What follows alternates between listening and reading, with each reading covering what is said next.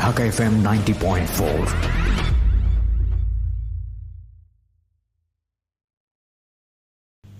আসসালামু আলাইকুম, সবাইকে শুভেচ্ছা জানাচ্ছি ঢাকা এফএম এর অরিজিনাল ইউটিউব চ্যানেল থেকে www.youtube.com/dfm904।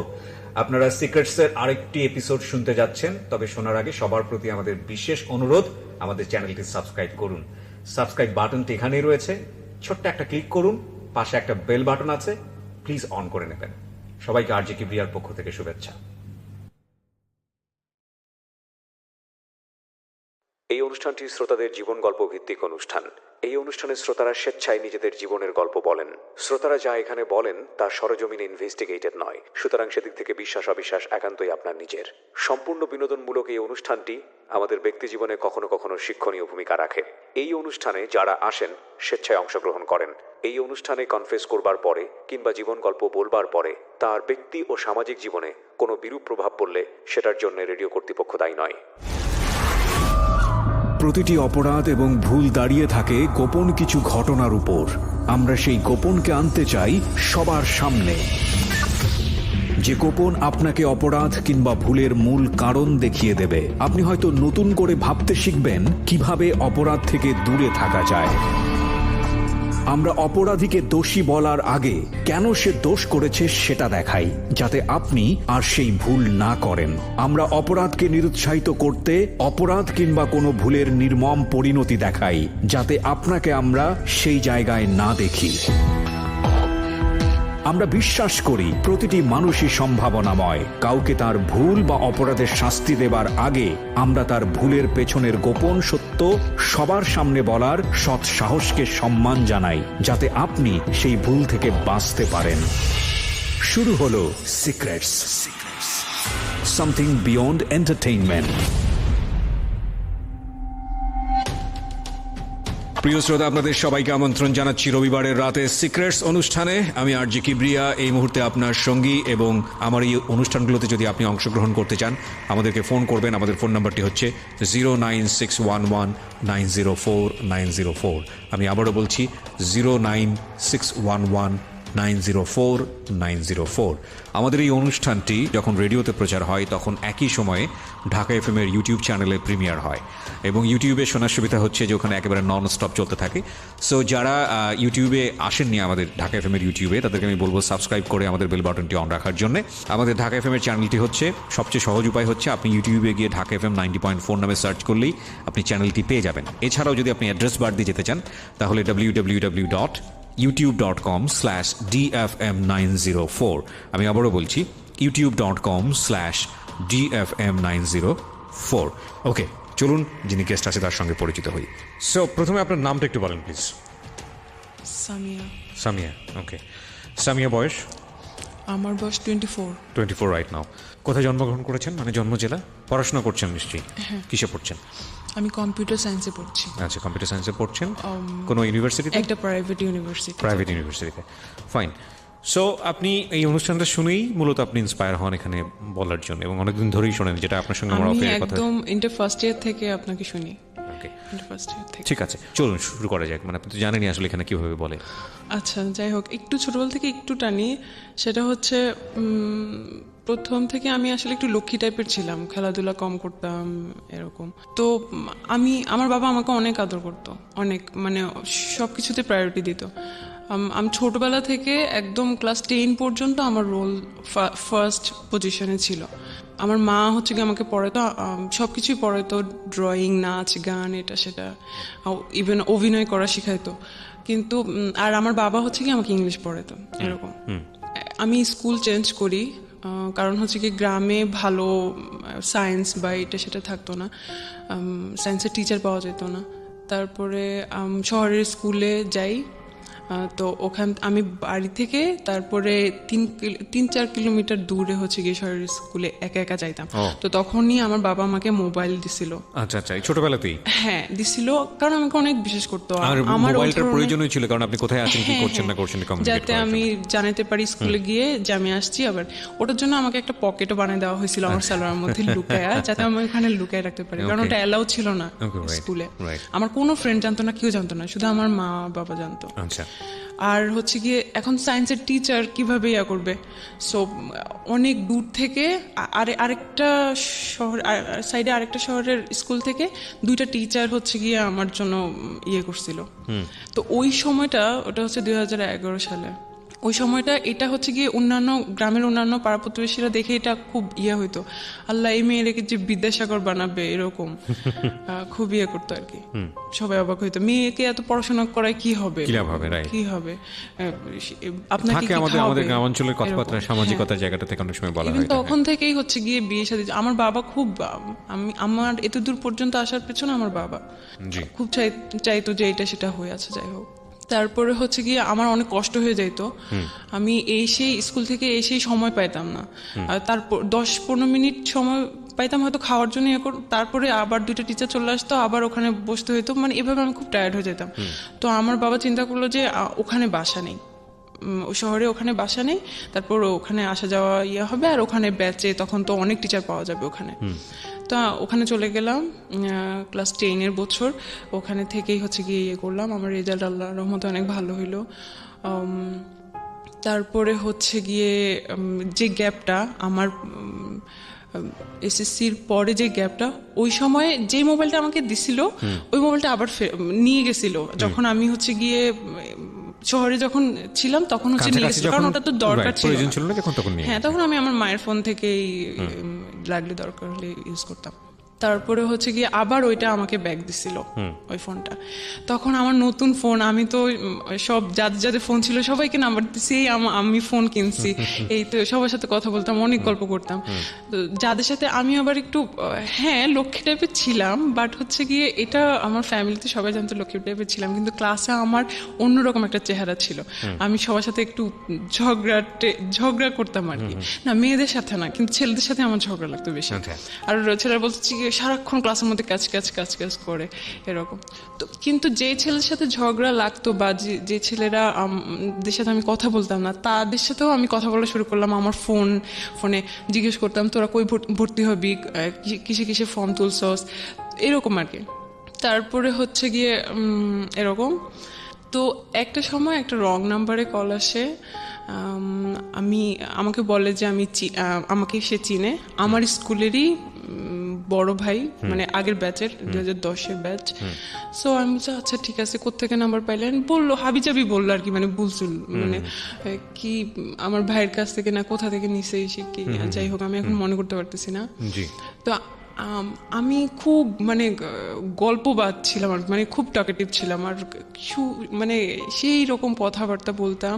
আমার মা তেমন মানা করতো না, কারণ হচ্ছে গিয়ে আমি পড়ার সময় পড়তাম, সবকিছুই আমার ভালো ছিল, কিন্তু ভাবতো যে বাসায় আমার বাবা বাসায় কিন্তু আমাদের ছোটবেলা থেকে টিভি নেই। আমার বাবা বলতো যে টিভি দেখলে ছেলে মেয়েদের পড়াশোনা নষ্ট হয় আর ছেলে মেয়েরা নষ্ট হয়ে যায়। ইভেন আমার নানা বাড়িতে আমাদের কখনো যাইতে দিত না, খুব অন্যরকম ছিল। আচ্ছা যাই হোক, তো বাসায় টিভি নাই, কিছু নাই, আচ্ছা থাক, ছেলে মেয়েদের তার ক্লাসমেটদের সাথে গল্প করুক। আমি আমার মায়ের সাথেই গল্প করা শুরু করলাম, এটা সেটা অনেক কাহিনী। তারপরে হচ্ছে গিয়ে কোনো প্রেমের কথা বলতাম না, অনেক গল্প, মানে কি কোথা থেকে আসে, মানে অন্যরকম এইরকম আর কি। তো কথা ওই ছেলেটা, আমি তো এমনিতেই অনেক গল্প করতাম, কিন্তু ওই ছেলেটা একটু বেশি, মানে আরো বেশি কথা বলতে চাইতো। তো সবসময় তো আমার বাবা থাকতো বা আমি অন্যান্য কাজ করতাম, এরকম কথা বলা পসিবল হতো না। আচ্ছা যাই হোক, তারপর আমার বাবা আমাকে ঢাকায় পাঠিয়ে দিল আমার এইচএসসির জন্য, কারণ আমার সবসময় আমার বাবারও ইচ্ছা ছিল ঢাকায় পড়াশোনা করব, বেশি ভালো পড়াশোনা করবো এরকম। তো ঢাকায় হোস্টেলে রাখে নাই, কারণ আমি নষ্ট হয়ে যাব বা অন্য কিছু হতে পারে। তো তার বোনের বাসায় আমাকে রেখে দিল, ওখানে এসে বিশ্বাস করলো আর কি। তো ওখান থেকেই হচ্ছে আমার শুরু, মানে বাবা মা ছাড়া যেরকম মানে সব পেয়ে গেছি এরকম ফ্রিডম যেটাকে বলে। হ্যাঁ ফ্রিডম। ওরা, আমি আগে একটু বলি, ওরা আমার লোকাল গার্ডিয়ান, প্লাস ওরা আমাকে পড়াইতো, জানতো আমি অনেক ভালো স্টুডেন্ট। আর তাছাড়া আমি ক্লাস 7 থেকে 8-এ ওঠার সময় আমি একবার আমার ফুফুর বাসায় 1.5 মাস ছিলাম। ওই 1.5 মাসে আমার ফুফাতো ভাই দেশে ছিল, আচ্ছা সে এখন হচ্ছে গিয়ে বাইরে। তো আমার ফুফাতো ভাই, ফুফু, তারপর দুলা ভাইয়ের ভাই, উনিও আসতো এই বাসায়। সবাই মিলে একসাথে আমার ম্যাথ বই একদম, কেউ পাটিগণিত ধরতো, কেউ এই চ্যাপ্টার ধরতো, কেউ বীজগণিত ধরতো, কেউ জ্যামিতি ধরতো। একবার মানে ওই 1.5 মাসে আমার সব মানে কভার করে দিছিল আর কি। তো যখন গেছি তখন আবার মানে পড়াশোনার জন্য অন্যরকম। তো 7 তারিখ, মেয়ের 7 তারিখ মেবি, আমার মনে পড়তেছে না, 2012 সালের আমার এসএসসি রেজাল্ট দিছিল। ওই দিনই হচ্ছে কি আমার ভাই দেশে আসছে বিয়ে করার জন্য। কোন ভাই? আমার ফুফাতো ভাই। হ্যাঁ, যে ভাইটা আমার, যার বাসায় আপনি আছেন। হ্যাঁ, যে বাসায় আছি আর কি। তো হচ্ছে কি আমার রেজাল্ট দেখে এত খুশি হয়েছিল, মানে ওনারা সবাই আমাকে নিয়ে অনেক প্রাউড করতো। আর ওই মার্কশিটটা নিয়ে আমার সেই নতুন ভাবিকে দেখা, বলছে দেখো দেখো আমার বোন একদম সব সাবজেক্টে A+ পাইছে, শুধু একটুর জন্য ইস ইস এরকম করতেছে, মানে উনি খুব এক্সাইটেড। যাই হোক, তো ওই ছেলেটার সাথে আমার কথা চলতেই আছে। ওই ছেলেটার একটা মানে আপনার স্কুলের সিনিয়র ভাই? হ্যাঁ। ওর নাম কি ছিল? তো ওর সাথে কথা চলতেছিল। ওর একটা সমস্যা হচ্ছে গিয়ে, ও হ্যাঁ বুঝতাম ও বেশি উইক হয়ে পড়তেছে। ও করতো কি, ও ফ্রি মিনিট কিন্তু, তারপরে হচ্ছে কি অনেক মেসেজ জমা হইতো, মিনিট দিয়ে তো কথা বলতো, কিন্তু মেসেজ তো আর পাঠানো হইতো না কাউকে। সো ওই 500 মেসেজ 600 মেসেজ, ওই সবগুলো মেসেজ ও একসাথে আমাকে পাঠিয়ে দিত। তো এটা আমার জন্য আমার খুব বিরক্ত লাগতো যে ও এইরকম করতেছে কিসের জন্য। কারণ হয়তো কি আমার কাজিন ছিল, ও কারণ ওর ফোন ছিল না, আমার ফোন ছিল। তো হচ্ছে গিয়ে কারো ফোন, মানে আমার ফোন ও ধরতে চাইতো, দেখতে চাইতো যে হ্যাঁ কি আছে বা একটা অন্যরকম সিকিউরিটি একটা ব্যাপার থাকে। হ্যাঁ, তো আমি হচ্ছে গিয়ে মানে সিকিউর ফিল করতাম না ও যদি দেখে ফেলে এরকম। তারপরে হচ্ছে গিয়ে আমি ওকে মানা করতাম যে এইগুলো কি ধরনের সমস্যা, এই সেই। তারপরে ওই দিন রাত্রে, ওই যেই দিন বিয়ে ছিল, আচ্ছা সেদিন হচ্ছে গিয়ে বর বউ হচ্ছে গিয়ে যখন যায় না, মানে যে ঘরটা সাজানো থাকে ওই ঘরে যায় ছবি তোলার জন্য, তাদের পার্সোনাল ছবি তোলার জন্য বা রোমান্টিক ছবি তোলার জন্য। তো আমার ভাই আর ভাইয়ের বউকে হচ্ছে কি ওই রুমে পাঠানো হলো। তো আমরা কয়েকজন যাইতে চাইছিলাম আর কি ওই রুমে। তো একটা ছেলে ক্যামেরা গলায় ঝুলানো, সে বলতেছে না না না এদিকে যাওয়া যাবে না, এদিকে যাওয়া যাবে না।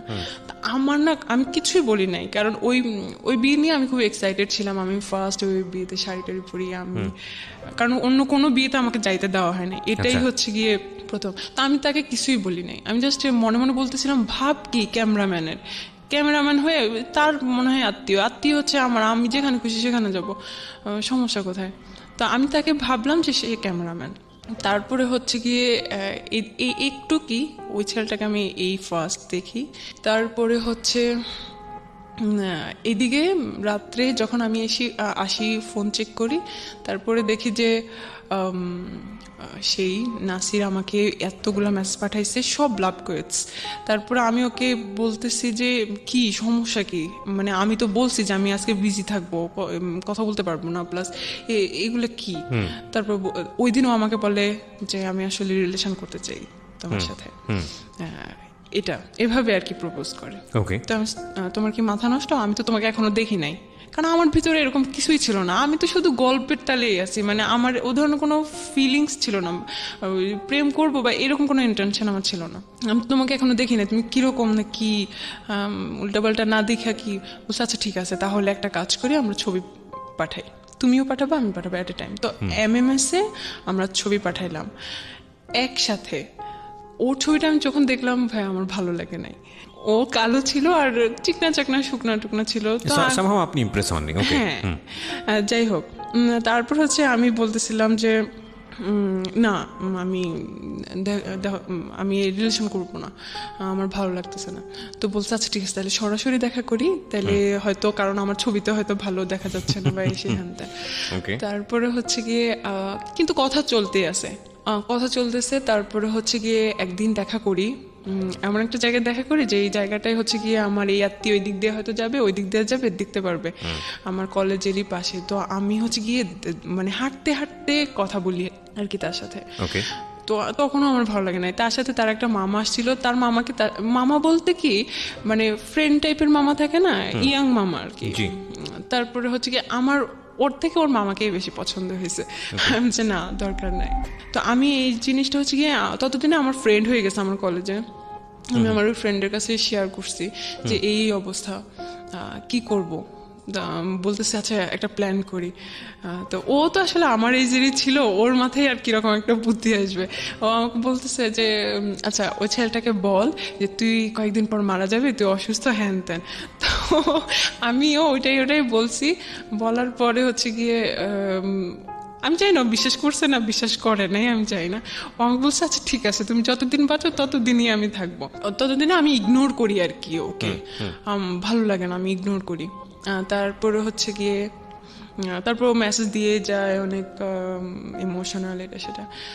তারপরে হচ্ছে আমি ওকে ও যখন ফোন দেয় তখন আমি আমার ওই বান্ধবীকে কনফারেন্সে রাখি, আমরা ইচ্ছা মতো তাকে গালি দেই আর মানে খুব ইনসাল্ট করি যে তুই what ever the situation is, আপনারা চাচ্ছিলেন যে পুরোপুরি ওকে অ্যাভয়েড করতে, কিন্তু ও ততই আপনাদের বেশি অনেক বেশি। হ্যাঁ ওকে, তারপর কি হলো? আমি ওর বান্ধবীকে দিয়ে ওকে অনেক মানে অনেক কিছু বলছি, কালো এই সেই হ্যান ত্যান, তো লজ্জা লাগে না এই সেই এইগুলো আর কি। তারপর অনেক কষ্ট পাইছে, কয়েকদিন বন্ধ থাকে, আবার কয়েকদিন পর পর কল দেয়।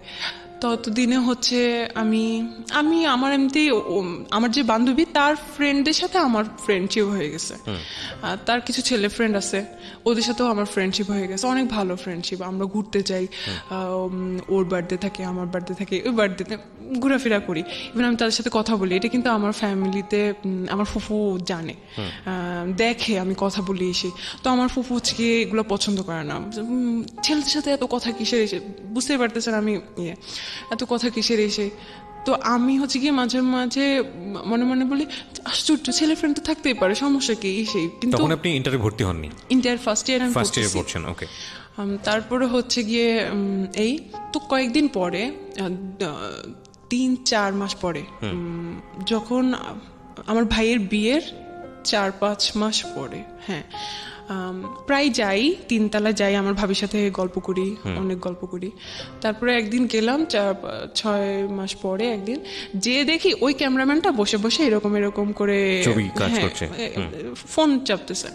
তো আমি বলছি আল্লাহ, ও এখানে কি? আমি ভাবিকে জিজ্ঞেস করছি ভাবি ও এখানে কি করে? তো বলতেছে ও তো আমার ভাই। ও আচ্ছা, ভাই মানে কি আপন ভাই? তার আপন ভাই। ওকে। তা আমি বলতেছি যে ও আপনার আপন ভাই, কিন্তু আপনি যে ফুফু যে একটা ছবি দেখালো বাড়িতে নিয়ে গেল, ওইটা কে ছিল? বলছে ওটা আমার খালাতো ভাই ছিল। আচ্ছা, এটা হচ্ছে আমার আপন ভাই। আমি বলছি ও আচ্ছা, এর নাম হচ্ছে গিয়ে সজীব।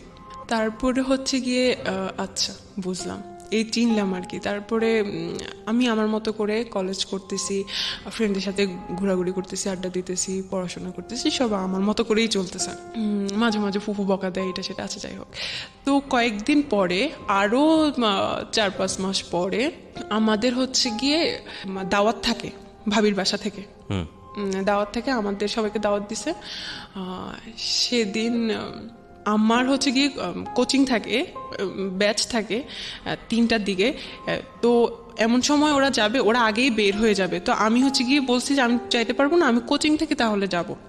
বলছে আচ্ছা ঠিক আছে, তাহলে তুই কোচিং থেকে যাস, আমরা সবাই বাসা থেকে বের হই, কারণ বাসায় তো কেউ থাকবে না। ওকে। তারপর সবাই ভাবির বাসা চলে গেল, আমি কোচিংয়ে চলে গেলাম। আমি কোচিং থেকে যে এখন যাব, আমি এখন লোকেশন চিনতেছি না, কারণ আমি তো একা যাইতেছি। তারপরে হচ্ছে গিয়ে আমি ফোন দিলাম ভাবিকে যে কোথায় এটা। ফোন ধরছে সেই সজীব ভাইয়া। ফোন ধরার পরে আমি বলতেছি ভাইয়া জায়গাটা কোথায়, আমি তো একা আসতেছি, আমি চিনতেছি না। তো বলতেছে যে এখানে আসেন, এই জায়গায়। তো আমি গেলাম, নর্মাল কথাবার্তা। তারপরে হচ্ছে গিয়ে ঘুরলাম ফিরলাম, আচ্ছা যাই হোক। এর ফাঁকে কয়েকদিন পরে আমার ইন্টার ফার্স্ট ইয়ার ফাইনাল পরীক্ষা দিলাম। দেওয়ার পরে আমি চিন্তা করলাম যে আমি এখানে আসলে পড়াশোনা করতে পারতেছি না। আমার 2টা ভাগ্নি আছে না, ওরা অনেক ফ্রেন্ডলি, ডিস্টার্ব তেমন না, মানে আমি ফিল করতেছিলাম আর কি যে ডিস্টার্ব হচ্ছে বা আমি ভালোভাবে পড়াশোনা করতে পারতেছি না। তো আমার বাবা চিন্তা করলো যে আচ্ছা ঠিক আছে, যে যদি রেজাল্ট ভালো না করে তাহলে ঢাকায় এত কষ্ট করে টাকা পয়সা খরচ করে কি। তো আমার বাবা কি করছে, আমার জন্য একটা বাসা নিছে। আবার বাসা নিছে, ওখানে হচ্ছে গিয়ে আমার মা কয়েকদিন পর পরে আসে, অল্টারনেট করে, কয়েকদিন আমার মা আসে, কয়েকদিন আমার বাবা আসে, কারণ বাসায় তো আরো আমার ভাই বোনরা আছে, ওদের পড়াশোনা আছে। তারপরে আপনাকে একা বাসায় দিল বাড়িওয়ালা? হ্যাঁ, আমার বাবা মা তো যায়। ও আচ্ছা, মানে অল্টারনেট করে, হ্যাঁ ফ্যামিলি বাসা। তারপরে হচ্ছে গিয়ে যদি আমার বাবা মা না যেতে পারে, আমার বড় একটা আপুকে পাঠিয়ে দেয়, মানে অল্টারনেট করে কেউ থাকেই। Okay. আর সব সময় থাকার জন্য আমাদের একটা এখন কাজের মেয়ে বলবো না, কারণ ও আমাদের বোনের মতো হয়ে গেছে, একদম ছোটবেলা থেকে ওকে নিয়ে Support আসছি। করতো আপনাকে, হ্যাঁ। okay, হ্যাঁ। তো ওকে পাঠিয়ে দিয়েছে কারণ যাতে খাওয়া দাওয়া, জামা কাপড় ধোয়া, এভরিথিং যাতে ও করে, আমি যাতে শুধু পড়াশোনা করতে পারি। আমার হচ্ছে টেস্ট পরীক্ষার কিছুদিন আগে হচ্ছে কি আমি ফেসবুক আইডি খুলি। মানে ওর সাথে কথা হয়, একটু কথা হয়, বেশি একটা কথা বলি না। আমি ওকে বুঝাই যে না এটা হবে না, আমি পারবো না। তারপর বলছে আচ্ছা ঠিক আছে আমি তোমার সাথে একটু কথা বলি। মানে ও অনেক হেল্পলেস ছিল। আচ্ছা যাই হোক, হেল্পলেস বলতে ও অনেক ইমোশনাল ছিল, কিন্তু কিছু করতে পারতেছে না বলে অ্যাটলিস্ট চাইতো যে অ্যাটলিস্ট তাহলে কথা বলি, আচ্ছা, এরকম। আচ্ছা। যাই হোক, তারপরে আমি ফেসবুক আইডি খোলার পর তো এখন আরো খুশি। হ্যাঁ, ফেসবুকে আমার একে তাকে হচ্ছে কি অ্যাড করা শুরু করছি। দেন আমি ভাবিকে বলি আমার ফেসবুক আইডি খুলছি, রিকোয়েস্ট দিছে আপনি ইয়া করেন। ইভেন ভাবির আইডি থেকে আমি কেউ রিকোয়েস্ট পাঠাইছি। বলতেছে যে কে রিকোয়েস্ট পাঠানোর পরে আমি বলছি যে এরকম এরকম আমি আপনার এই আপুর ননদ। তো বলছে আচ্ছা ঠিক আছে, একটু কি কথা হয়েছে। তারপরে আমার রেজাল্ট দিল, আলহামদুলিল্লাহ ভালো। আমি মেডিকেলের জন্য প্রিপারেশন নিতে থাকলাম। ওই সময় আমি ফেসবুকে ছবি টবি আপলোড করি, কমেন্টে উনি একটু কমেন্ট করে, কমেন্টে কথা হয়, এমন টাইপের কমেন্ট করে যেটাতে আমার অ্যান্সার দিতে হবে, মানে আমিও যাতে রিপ্লাই দেই, এরকম টাইপের। তো উনি অনেক ভালো বাংলা জানে। আচ্ছা, উনার বাংলা মানে বুঝতে গেলে আমাকে সারাদিন লাগতো উনার অ্যান্সার তৈরি করতে, তারপর আমি একটা অ্যান্সার দিতাম এমন। তারপর মানে আপনার ভাবির ভাই তাকে আমার অনেক ভালো লাগতো, অনেক ভালো লাগতো বলতে উনি খুব পার্সোনাল, মানে আপনার কাছে মনে হচ্ছে পার্সোনালিটি সম্পন্ন একজন মানুষ। হ্যাঁ। ওকে। বাসার সবাই ওনাকে অনেক ভালো জানতো। তো কিন্তু আমি ভাইয়া হিসেবে দেখতাম, ওগুলো আমার মাথায় ছিল না। তারপরে টুকটাক কথা হয়, এখন কথা আস্তে আস্তে বাড়তেছে, প্রতিদিনই কথা হয়, কিন্তু একটা দুইটা মেসেজ এরকম আর কি, প্রতিদিন কথা। জি। তারপরে হচ্ছে একদিন সে আমাকে বলে আপনার ফোন নাম্বারটা দিয়েন। আমি যে হ্যাঁ আপনি তো ভাবির কাছ থেকে আমার ফোন নাম্বার নিতে পারেন। বলছে আসলে এটা খুব ডিসঅনেস্টি হয়ে যায়, আপনি নিজেরটা নিজেই দেন। আমি যে এত ঢং করার তো কিছু নেই, আচ্ছা ঠিক আছে নেন, আমার তো কোনো সমস্যা নেই। তারপর সেদিন আমাকে একটা জাস্ট মিস কল দেয়, এই ফার্স্ট উনি আমাকে আমার ফোনে মিস কল দেয়। ওকে। একটা চলেন দেখা করি। আমি যে হ্যাঁ আপনি বাসায় আসেন, বাসায় আসলেই তো আমাকে দেখতে পারবেন, কথা হবে। বলছে সব কথা কি আর বাসায় বলা যায় সবার সামনে? তো তখন আমি বুঝলাম যে উনি ফ্লার্টিং করতেছে। তারপরে মাঝে মাঝে উনি বলতো যে আমার এই জিনিসগুলো ভালো লাগে না, ওই জিনিসগুলো ভালো লাগে না। আমি মাঝে মাঝে বলতাম উনি এত লাইকস ডিসলাইকস বলার তো দরকার নেই আমাকে। তারপর হচ্ছে গিয়ে বলতো যে বহুগামিতা, একটা মেয়ে যে অনেকজনের সাথে রিলেশন করে এট এ টাইম, এই জিনিস ওনার পছন্দ না, এগুলা বলতো। তো আমি হ্যাঁ এগুলো তো আসলে চিটিং, এগুলো আমারও পছন্দ না। উনিও কিন্তু জানতো, উনিও দেখতো যে আমি আসলে কথা বলি, আমার অনেক ফ্রেন্ড সার্কেল আছে। আচ্ছা। একদিন আমি আমার কাজে যাই, আমি তখন হচ্ছে কি ভার্সিটি কোচিং করতেছি, শেষ পর্যায়ে আর কি, আমি মেডিকেলে চান্স পাই না তেন। তো উনি একদিন আমি বাইরে যাই আমার কোচিংয়ে কাজে, তখন আমাকে সেকেন্ড কল করে, বলছে আপনি কোথায়? আমাকে বেআইন বলে ডাকতো, বেআইন আপনি কই, এরকম। তা আমি বলতেছি যে এই তো আমি কাজে আসছি এখানে। বলছে আল্লাহ আপনি ওখানে দাঁড়ান, আমিও আসতেছি, দেখা করি চলেন। আচ্ছা। আমি বলছি না না দরকার নেই প্লিজ, কেউ দেখে ফেলবে, সমস্যা, বাইরে দেখা করা ঠিক না, আপনি বাসায় আসেন। বলছে না সমস্যা না, আপনি থাকেন, কেউ দেখবে না। ওই দিন শুক্রবার ছিল। আচ্ছা। দেন হচ্ছে কি উনি আসে, আমি বলছি আচ্ছা ঠিক আছে আপনি একটু ওয়েট করেন, আমি একটু কাছে নিয়ে বলছি আচ্ছা ঠিক আছে আপনি সময় নেন। আসলে কিন্তু উনি ওখানে ছিল না, উনি একটু দূরে ছিল, ওখান থেকে আসতেছে, কিন্তু বললো যে ওখানেই আছে। তারপরে হচ্ছে গিয়ে দেখা হইলো, তো বলতেছে যে কই যাই বলেন, এখানে তো রিস্কি, এখানে তো কথা বলা যাবে না, চলেন বসি কোথাও কথা বলি। তাই আমি বলছি কোথায় যাবেন? কাছে দাঁড়ে কোথাও, প্লিজ, দূরে না। তো উনি বল চলেন কলাবাগান যাই। ফার্স্ট আমি কলাবাগানের নাম শুনি। ওকে, ঢাকার কলাবাগানের নাম শুনি, হ্যাঁ। তারপরে উনি হচ্ছে গিয়ে একটা বাস নেয়। আমি বাসে কেন যাইতে হবে এত দূরে? তাইলে তাই আমি ভাবছি যে আচ্ছা ঠিক আছে কাছে কোথাও। তারপর আচ্ছা ঠিক আছে, এখন বাস যাইতেই আছে, আসতেছে না। তারপর আমি বলতেছি যে কি ব্যাপার এত দূরে কেন? বলছে আরে সমস্যা নেই, চলে আসবে, এখন জ্যাম তো রাস্তায়, হ্যান ত্যান এসে এগুলো বলতেছে। শুক্রবার কিন্তু কোনো জ্যাম ট্যাম ছিল না, বা উনি মানে উল্টাপাল্টা বুঝাইতেছে আর কি। তো উনি এর আগে আমাকে বলছিল যে বেআইন একটা গার্লফ্রেন্ড জোগাড় করে দিয়েন, এই সেই হ্যান ত্যান। তা আমি বলতেছি আমার একটা ফ্রেন্ড আছে, প্রেম করবেন, একটা নাম ওকে আমি বললাম, ছবি দিলাম কি ওর সাথে আমার ছবি আমি ফেসবুকে অলরেডি আপলোড করছিলাম। মানে তো এটা তো আলটিমেটলি আপনার ফ্রেন্ড আপনাকে বলে না যে সে কারোর সঙ্গে লাভ করবে, আপনি এমনিতেই এটা হ্যাঁ বলেছেন। আমি Okay. ওকে বলতেছি করবেন নাকি, তা আমি ওকে বলবো এরকম। তো বলতেছে যে আমি ওকে বলছি যে আমার এরকম একটা বেআই আছে, এরকম বলছে ওরে দিস আমাকে, মানে দেখি কথা বলি আগে, ইয়ে দিস ফেসবুক আইডি দিস, আমাকে বলিস রিকোয়েস্ট পাঠাতে।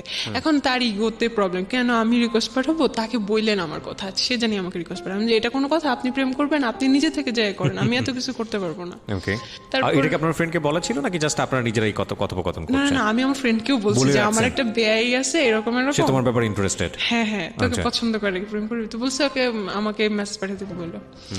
তারপর আমি বলছি যে প্লিজ আপনি হাই পাঠান, তাইলে কথা বা রিকোয়েস্ট পাঠান।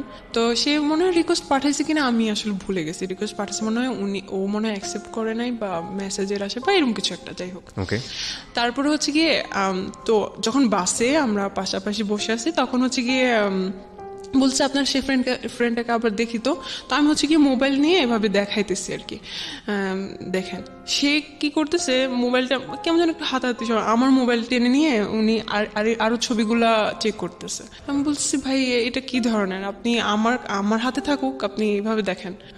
তারপরে আরো ছবি যে চেক করতেছে, ওখানে আমি সহ যে ছবিগুলা ওগুলাকে ভালো করে জুম করে করে আমার ছবিগুলো দেখতেছে। হ্যাঁ হ্যাঁ এই মেয়েটাও ভালো, এই মেয়েটাও ভালো। তারপরে হচ্ছে গিয়ে আমি বলছি দেখেন ভালো লাগতেছে না, আপনি ফোন দেন, বলে নিয়ে গেছি আমি এরকম, যাই হোক। তারপরে ওখানে নামছি, নেমে দেখি এটা হচ্ছে ধানমন্ডি লেক আমি চিনি, ওটাকে রবীন্দ্র সরোবর বলে। আমি আমার মামা আর মামার গার্লফ্রেন্ডের সাথে ওখানে গেছিলাম। তারপরে হচ্ছে গিয়ে আপনি আমাকে ধানমন্ডি লেকে নিয়ে গেছেন, বলছে আপনি জানেন না এটাকে কলাবাগান বলে, এসে বলছি না আপনি তো আমাকে বলেন নাই। তারপর আচ্ছা যাই হোক, বলছে আচ্ছা ঠিক আছে একটু থাকি তারপর চলে যাবো। আমি আপনি আমাকে এত দূরে নিয়ে আসছেন, আমাকে এখনই যাইতে হবে, সেই এরকম আমি ইয়ে করতেছি।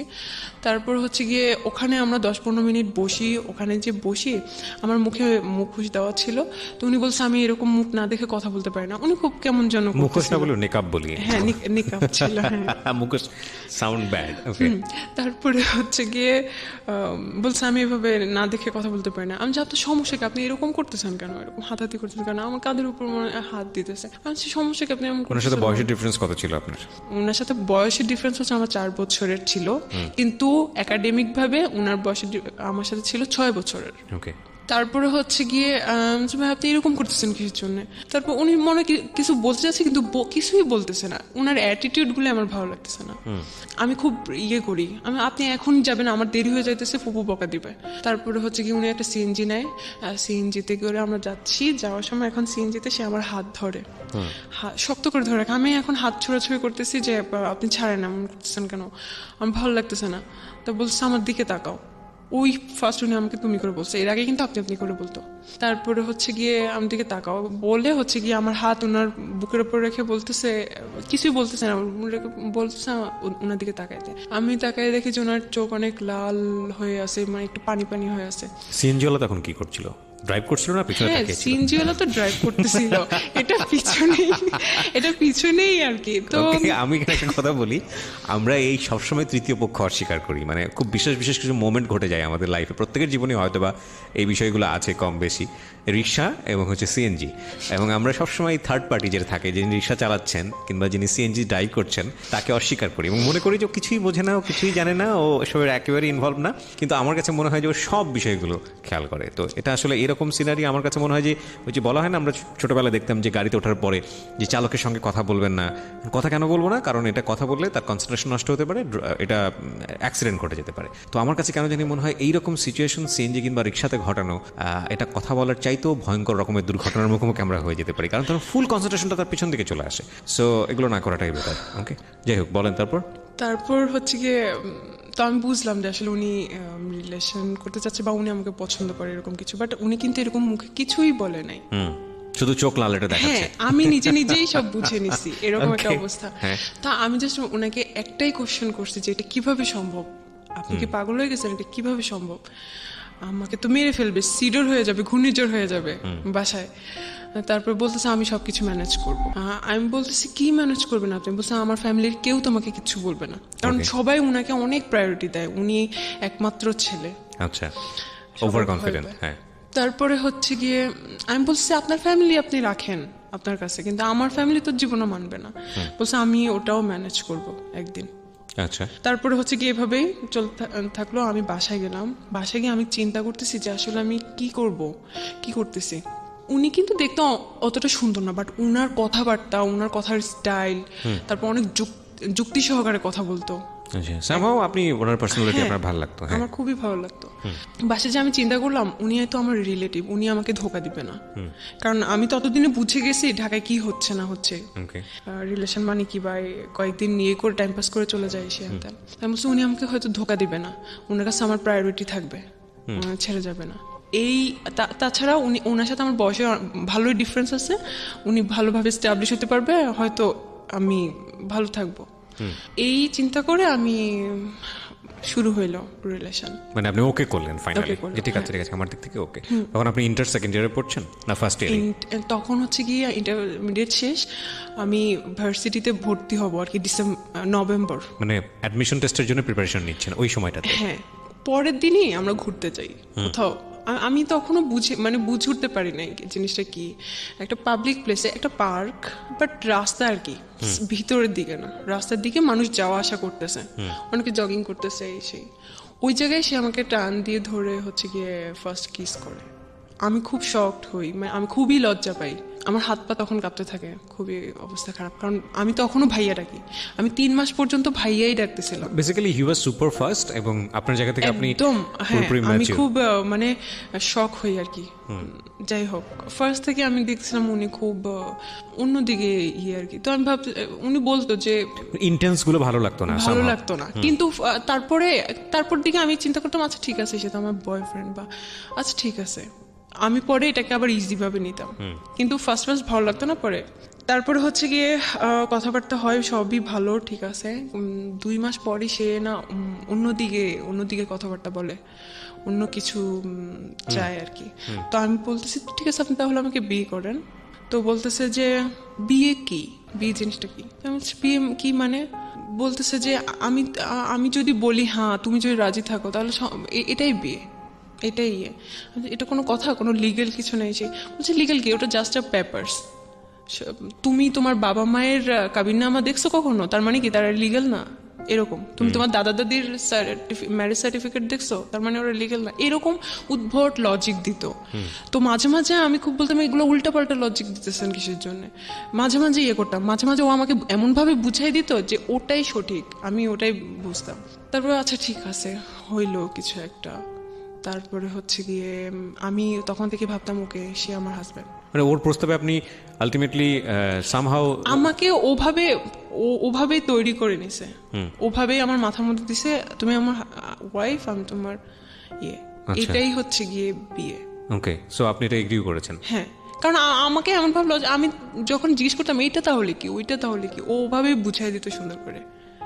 ওকে, একটা 3-4 মাস পরে হচ্ছে গিয়ে ও এগুলা আমার ফ্রেন্ড সার্কেল এগুলা নিয়ে করতো। আমি হচ্ছে গিয়ে আমি খুব গল্পবাদ ছিলাম বলতাম না, আমি হচ্ছে গিয়ে ও খুব কম সময় দিত আমাকে। যদি দিনে 1 মিনিট কথা হইতো আমি ভাবতাম যে অনেক কথা হয়ে গেছে এরকম।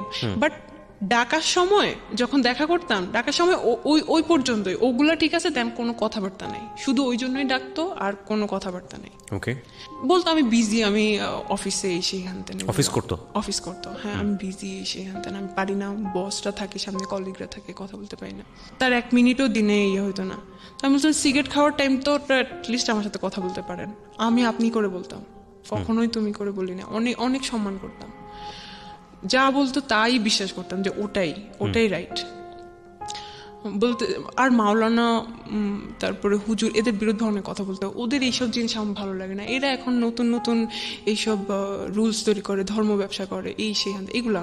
তা আমি বলতাম ও আচ্ছা হ্যাঁ ঠিক আছে, এমনভাবে বুঝাই দিত। আচ্ছা, আমি ওভাবে করতাম।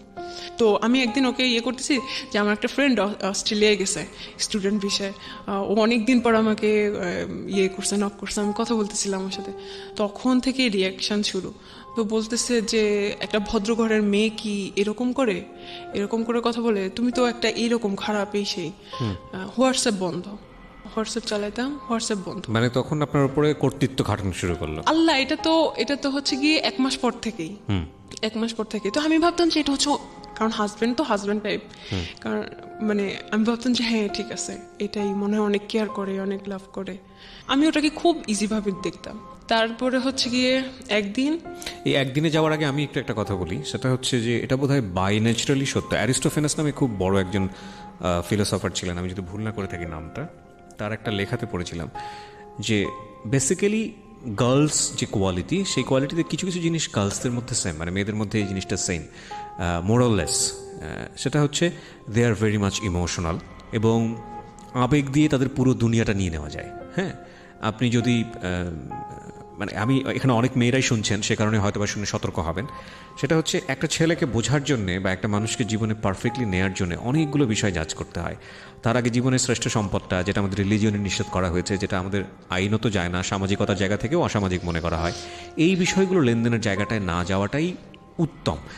কেন বলছি যে ছেলেরা, এটা অনেক ছেলেরা আছে খুব ভালো করে এটা জানে যে একটা মেয়েকে পাওয়ার সর্বোচ্চ জায়গাটা হচ্ছে তাকে ইমোশনালি ট্রাই করা, এবং একটা মানুষকে যখন ইমোশনালি উইক করে ফেলা হয় তখন তার সব কিছুই পাওয়া যায়, এবং সেক্ষেত্রে ইমোশনালি তাকে ওই হাজব্যান্ড বানানো, ইমোশনালি তাকে লাভ করা, এবং তারপরে তার যেটা হাসিল করা এবং হাসিল করে সেখান থেকে সরে পড়া, এবং এগুলো আসলে আমাদের সমাজে অহরহ হচ্ছে। আর এই স্টোরিটা আসলে কোথায় গিয়ে দাঁড়িয়েছে সেটাও আমরা দেখাবো আপনাদেরকে। আমি আরেকটু বলতে চাই, তবে সেই বলার জায়গাটা ওনার বলার পর। হ্যাঁ, ও সবসময় বুঝে তো, ও অনেক রেসপন্সিবল হাজব্যান্ড, অনেক, মানে সব কিছুতে আমাকে গাইড করে। আমিও খুব হ্যাপি ও আমাকে গাইড করে। আপনি তাকে মানে হাজবেন্ড বলছেন, মানে আপনি মন থেকে তাকে হাজবেন্ড হিসেবে করে আমি তো নিয়েছেন? জানি ওটাই বিয়ে। আপনি জানেন ওটাই বিয়ে? হ্যাঁ, আমাকে তো ওভাবেই বুঝাইছে। তো আপনি ছোটবেলা থেকে দেখে আসেননি বিয়ে মানে হ্যাঁ, কি? আমি দেখে আসছি, কিন্তু ও তো আমাকে পুরা সব করে দিছে। এখানে একটা বিষয় খেয়াল রাখবেন, যারা এই ভিডিওটা ইউটিউবে দেখবেন এবং একই সাথে যারা রেডিওতে শুনছেন, আমি খুব বিরক্ত বোধ করি একটা জায়গাটাতে, সেটা হলো আমরা সবসময় যিনি গল্পটা বলেন তাকে জাজ করি। আরে ভাই, সে আমাদের সমাজের বিচ্ছিন্ন ঘটনা না, যাকে এখানে নিয়ে আসা হচ্ছে সে বিচ্ছিন্ন ঘটনা না, তার মতো ভুল অনেকেই করেন। তার ভুলটা শুনে, তাকে শুনে, যাতে করে আপনি কোনো ভুল না করেন, আপনার চারপাশে যাতে কোনো ভুল না হয় সেটার দিকে খেয়াল করেন। তাকে গালমন্দ করা, আপনি আপনার জায়গা থেকে অসম্ভব রকমের সাধু একজন পুরুষ নিজেকে ভেবে বা মহিলা নিজেকে ভেবে অন্য একজনকে গালমন্দ করা, এটা কিন্তু আসলে আমাদের অনুষ্ঠানের উদ্দেশ্য না। এটা শুধু আমাদের ইউটিউবে হয় না বা অন্য ফেসবুকে, সব জায়গাতে আমি দেখি যে কোনো একটা কিছু ঘটে গেলেই সঙ্গে সঙ্গে তাকে ডিরেক্টলি গালিগালাজ করা। আরে ভাই, তার ঘটনা থেকে আমি কি শিখলাম, তাই না? এটা হচ্ছে মূল বিষয়। আর ওর বয়সটা খেয়াল করবেন, ও তখন 17-18 বছর বয়সে পড়ে, এবং ইমোশনালি ওর একেবারে ইমোশনালি জীবনের সবচাইতে এক্সট্রিম মোমেন্ট। আরেকটা যেটা, সেটা হচ্ছে ওর জীবনের প্রথম লাভ, এবং মানুষ প্রেমে পড়ে কত কি করে সেটা আসলে নতুন করে বলার কিছু নাই। তবে আজকের এটা একদমই ডিফারেন্ট একটা স্টোরি। তো আমি এরকম একটা জানি, ধর্মীয় জ্ঞান যে আমার খুব ভালো আছে তা না, আমি মোটামুটি পড়েছি, আমারও খুব কনজারভেটিভ একটা পরিবারেই বড় হওয়া। আমি যতটুকু জানি যে এরকম একটা হাদিস আছে যে মেয়েদের দিক থেকে বিষয়টা এরকম যে ওই বিয়েই না যদি মেয়ের বাবা সেটাতে রাজি না থাকে, এবং মেয়ের বাবা যদি বিয়েটা না দেয়, ওটা কোনো বিয়ে না। রাসূলুল্লাহ সাল্লাল্লাহু আলাইহি ওয়াসাল্লামের একটা হাদিস, আমি যতদূর জানি, আমার জানার মধ্যে ভুলও হতে পারে। আমি এরকম 2টা হাদিস জানি। হ্যাঁ, তো এটাকে আপনি পরে জেনেছেন না আগে জেনেছেন? আমি পরে জেনেছেন।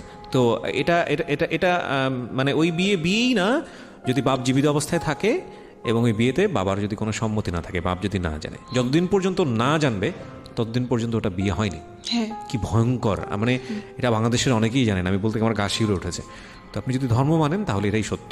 তো এই জায়গাটা থেকে আমি বলছি না যে আমি যেটা বলছি আপনাকে সেটা আমি খুব ভালোভাবে জানি, আমি এতটুকু জানি, আমি শেয়ার করলাম আপনার সঙ্গে, আপনি চাইলে আরও স্টাডি করে দেখতে পারেন। ওকে, তো আপনি যেটা বলছিলেন যে অ্যাজ এ হাজব্যান্ড হিসেবে এটা করতে ওটা করতে, হ্যাঁ, তারপর আমি তখন আমি ওকে অনেক ভালোবাসা শুরু করছি, কারণ আমার হাজব্যান্ড, অনেক ভালোবাসতাম, অনেক।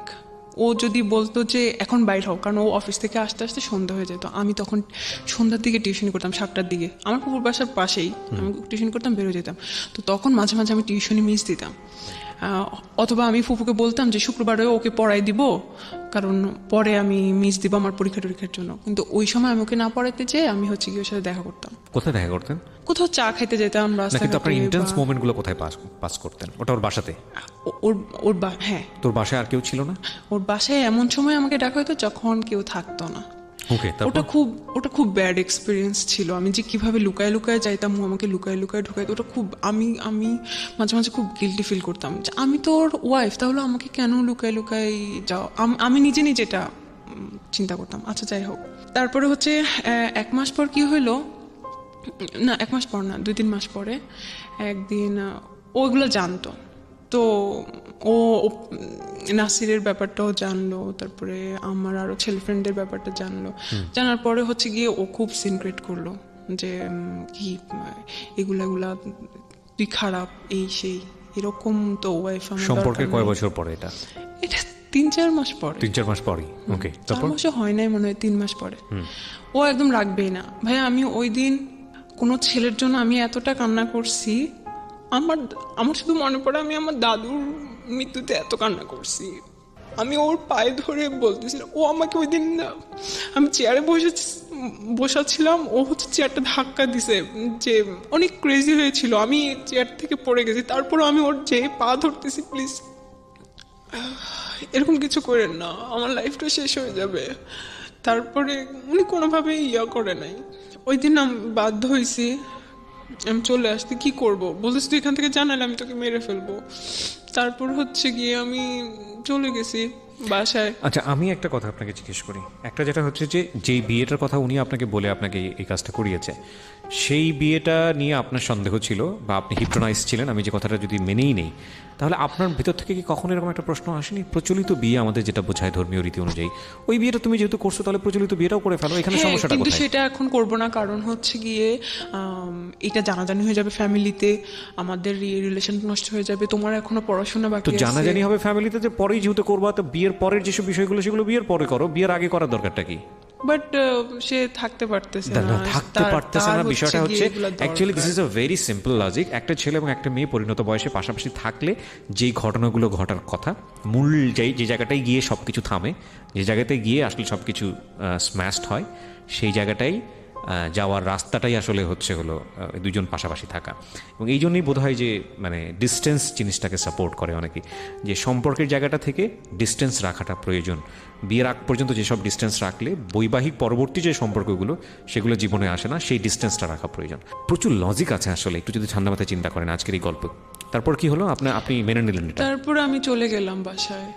আর হচ্ছে গিয়ে ওই 1 মাস আমার লাইফের খুব টার্নিং পয়েন্ট ছিল ভাইয়া। তখন হচ্ছে গিয়ে আমি যখন ভার্সিটিতে, তখন নতুন নিউ সেমিস্টার, তখন আমাদেরকে মাত্র সি প্রোগ্রামিং শেখাচ্ছে। আমি কিন্তু খুব ভালো স্টুডেন্ট, আমার ভিতরে একটা কম্পিটিশন নিয়ে, আবার যে ওখানে আমাকে ফার্স্ট হইতে হবে, এইরকম একটা মেন্টালিটি নিয়ে আমি ওখানে ভর্তি হয়েছি। ওই প্রোগ্রামিং আমার আর শেখা হয় নাই। ওই 1 মাসে অলরেডি ওরা অনেক দূর আগে গেছে, আমি এখন পর্যন্ত শিখতে পারি। মানে ওটা আমার লাইফে ওটা আমার লাইফে সবচেয়ে বেশি মানে আফসোস যে আমি সি প্রোগ্রামিং শিখতে পারি না। যাই হোক, তারপরে হচ্ছে গিয়ে ওই 1 মাস এমন অবস্থা, আমার খাওয়া দাওয়া তো বাদ। তারপর শুধুমাত্র একটা বান্ধবী জানতো, যে কিনা আমার ভাবির স্টুডেন্ট ছিল। আচ্ছা, সে জানতো আবার সজীবের কথা, তো বলতো যে ধৈর্য ধরো, হয়তো উনি আসবে। তারপর আমিও ফোন দেই নাই, ও ফোন দেয় নাই।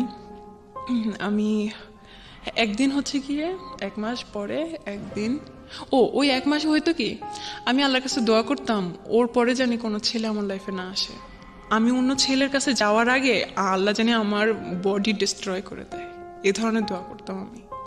কেন করতেন? আমি চাইতাম না, কারণ যাতে একটা ছেলে আমার লাইফে থাকুক, আমি চাই না। আমার কাছে এটা খুব ঘৃণা লাগতো নিজের কাছে। আর আমি এরকম আমি ওকে অনেক ভালোবাসতাম, হয়তো ভালোবাসা থেকে মনে হতো যে আমি এইভাবেই থাকবো। ওকে, তারপর হয়তো আমি ওকে এই ভালোবাসা থাকবো, এরকম মনে হতো, আমার লাইফ পার করে দেবে এইভাবে। তারপরে হচ্ছে গিয়ে ওকে 1 মাস পরে একদিন সকালবেলা আমি সারা রাত ঘুমাইতে পারতাম না, তখন আমি তাহাজ্জুদ নামাজ পড়েও কান্না করতাম ওর জন্য। তো এভাবে আল্লাহর কাছে দোয়া করতাম, হাজবেন্ড সম্বোধন করে দোয়া করতাম। My goodness. ঠিক আছে, তারপরে হচ্ছে গিয়ে তো রাত্রিবেলা যে ঘুমাইতে পারতাম না, সকালবেলাটা আমি ঘুমিয়ে থাকতাম। তারপরে হচ্ছে গিয়ে ও আমাকে ফোন দিছিল 6টা বাজে তখন দেখা করতে। আল্লাহ আসলে একটা কথা বলি, আল্লাহ ক্ষমাশীল এবং আল্লাহ আমাদেরকে ক্ষমা করেন, পাহাড় পরিমাণ গুনাহ করেও ক্ষমা করেন। আজকের এই গল্পটা যারা শুনছি তাদের জায়গা থেকে আমরা আজকে শিক্ষাটা জায়গাটাই নিব। আমি বারবার বলি ওকে ইন্ডিকেট করাটা আমাদের গল্পের উদ্দেশ্য না, কারণ ও অনেক বড় একটা লেসন নিয়ে এসছে।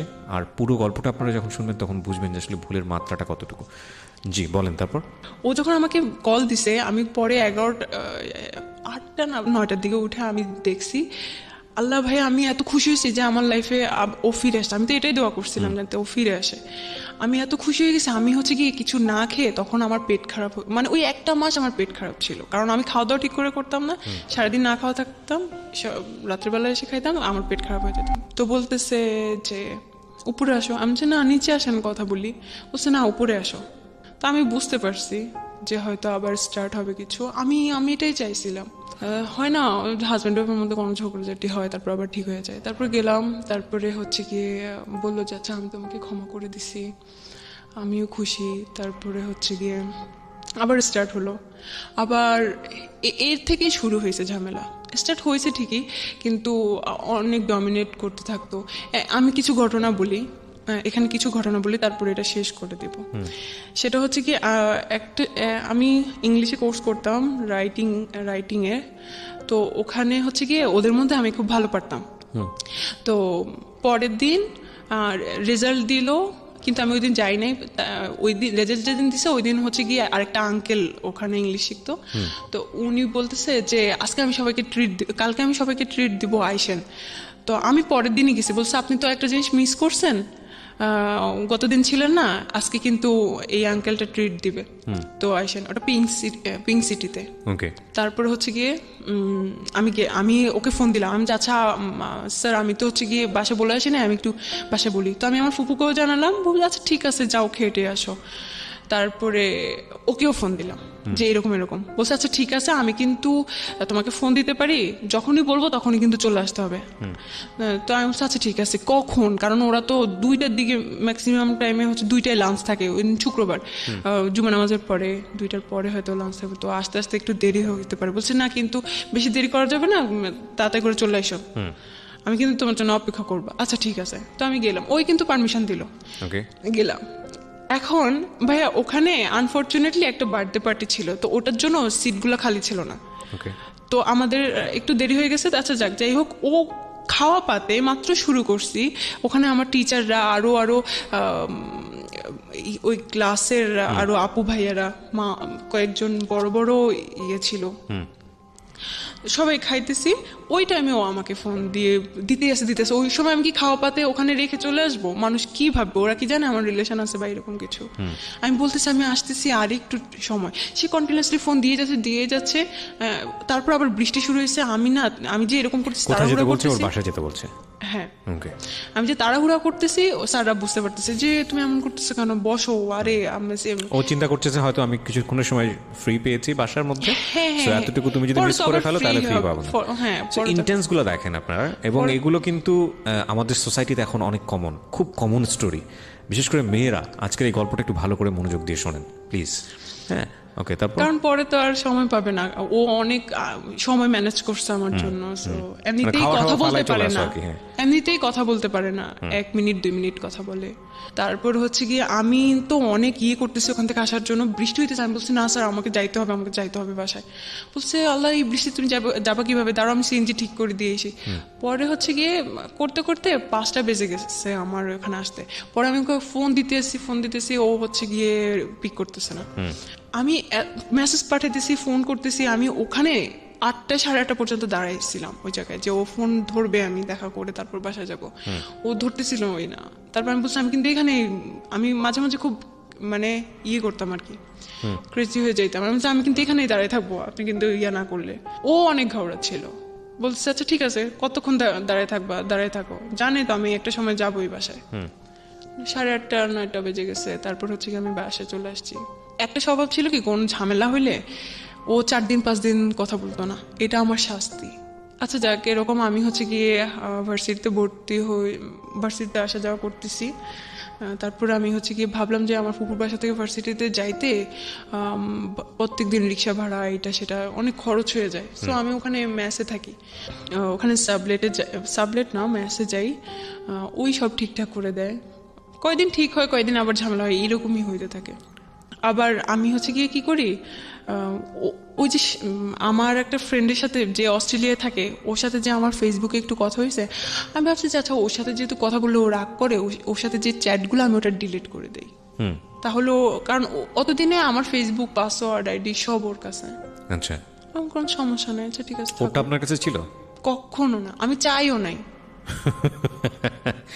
The most common case of our society, মানে আমি বাবারা বলছি, মেয়েরা একটু ভালো করে শোনেন এবং ইউটিউবে যারা দেখছেন দেখেন, এগুলো আমাদের জীবনে খুব কমন, খুবই কমন ঘটনা আজকাল, কিন্তু এগুলোর পরিণতি ভালো হয় না এবং খুব আনফর্চুনেটলি এই জিনিসগুলো আমরা বুঝে না বুঝে অতি ভালোবাসা দেখাতে গিয়ে এই জিনিসগুলো করে ফেলি। একটা জিনিস খেয়াল রাখবেন, যেই লাভের রেসপেক্ট নাই, যেই লাভে দুজনের প্রতি সম্মান নাই, স্যাক্রিফাইস নাই, ফিউচার নিয়ে চিন্তা নাই, শুধুই এই ধরনের অনৈতিক সম্পর্ক যেখানে ঘুরে ফিরে এবং ইন্টারেস্টটা যদি ক্লিয়ারলি বোঝা যায়, তাহলে সেখানে ডুবে থাকা হলো আফিম খেয়ে যেরকম মানুষ ঘোরের মধ্যে থাকে, বিষয়টা আসলে এরকম। এবং ডেফিনেটলি এটা মেয়েদের জায়গা থেকে খুব বেশি হয়। আফিমটা যতটা পাওয়ারফুল, তার চেয়ে তো কয়েকশো গুণ পাওয়ারফুল বোধ হয় তাদেরকে ইমোশনালি ব্ল্যাকমেইল করলে। ফাইন, ইমোশনালি আপনি তাদেরকে ব্ল্যাকমেইল করেন, they will do anything for you, কিন্তু এটা যে কত ভয়ঙ্কর হয় শেষ পর্যন্ত জীবনে এসে, হ্যাঁ, এবং এটা আসলে বোঝা উচিত। একটা মানুষকে আপনি যদি মনে করেন যে ফাইনালি এই মানুষটা আপনার জীবনের জন্য, তাহলে বিয়ের আগে যে সম্পর্কগুলো এক্সারসাইজ করা উচিত না, সেই সম্পর্কে কোনোভাবেই যাবেন না। এটা বিয়ের পরেরই সম্পর্ক।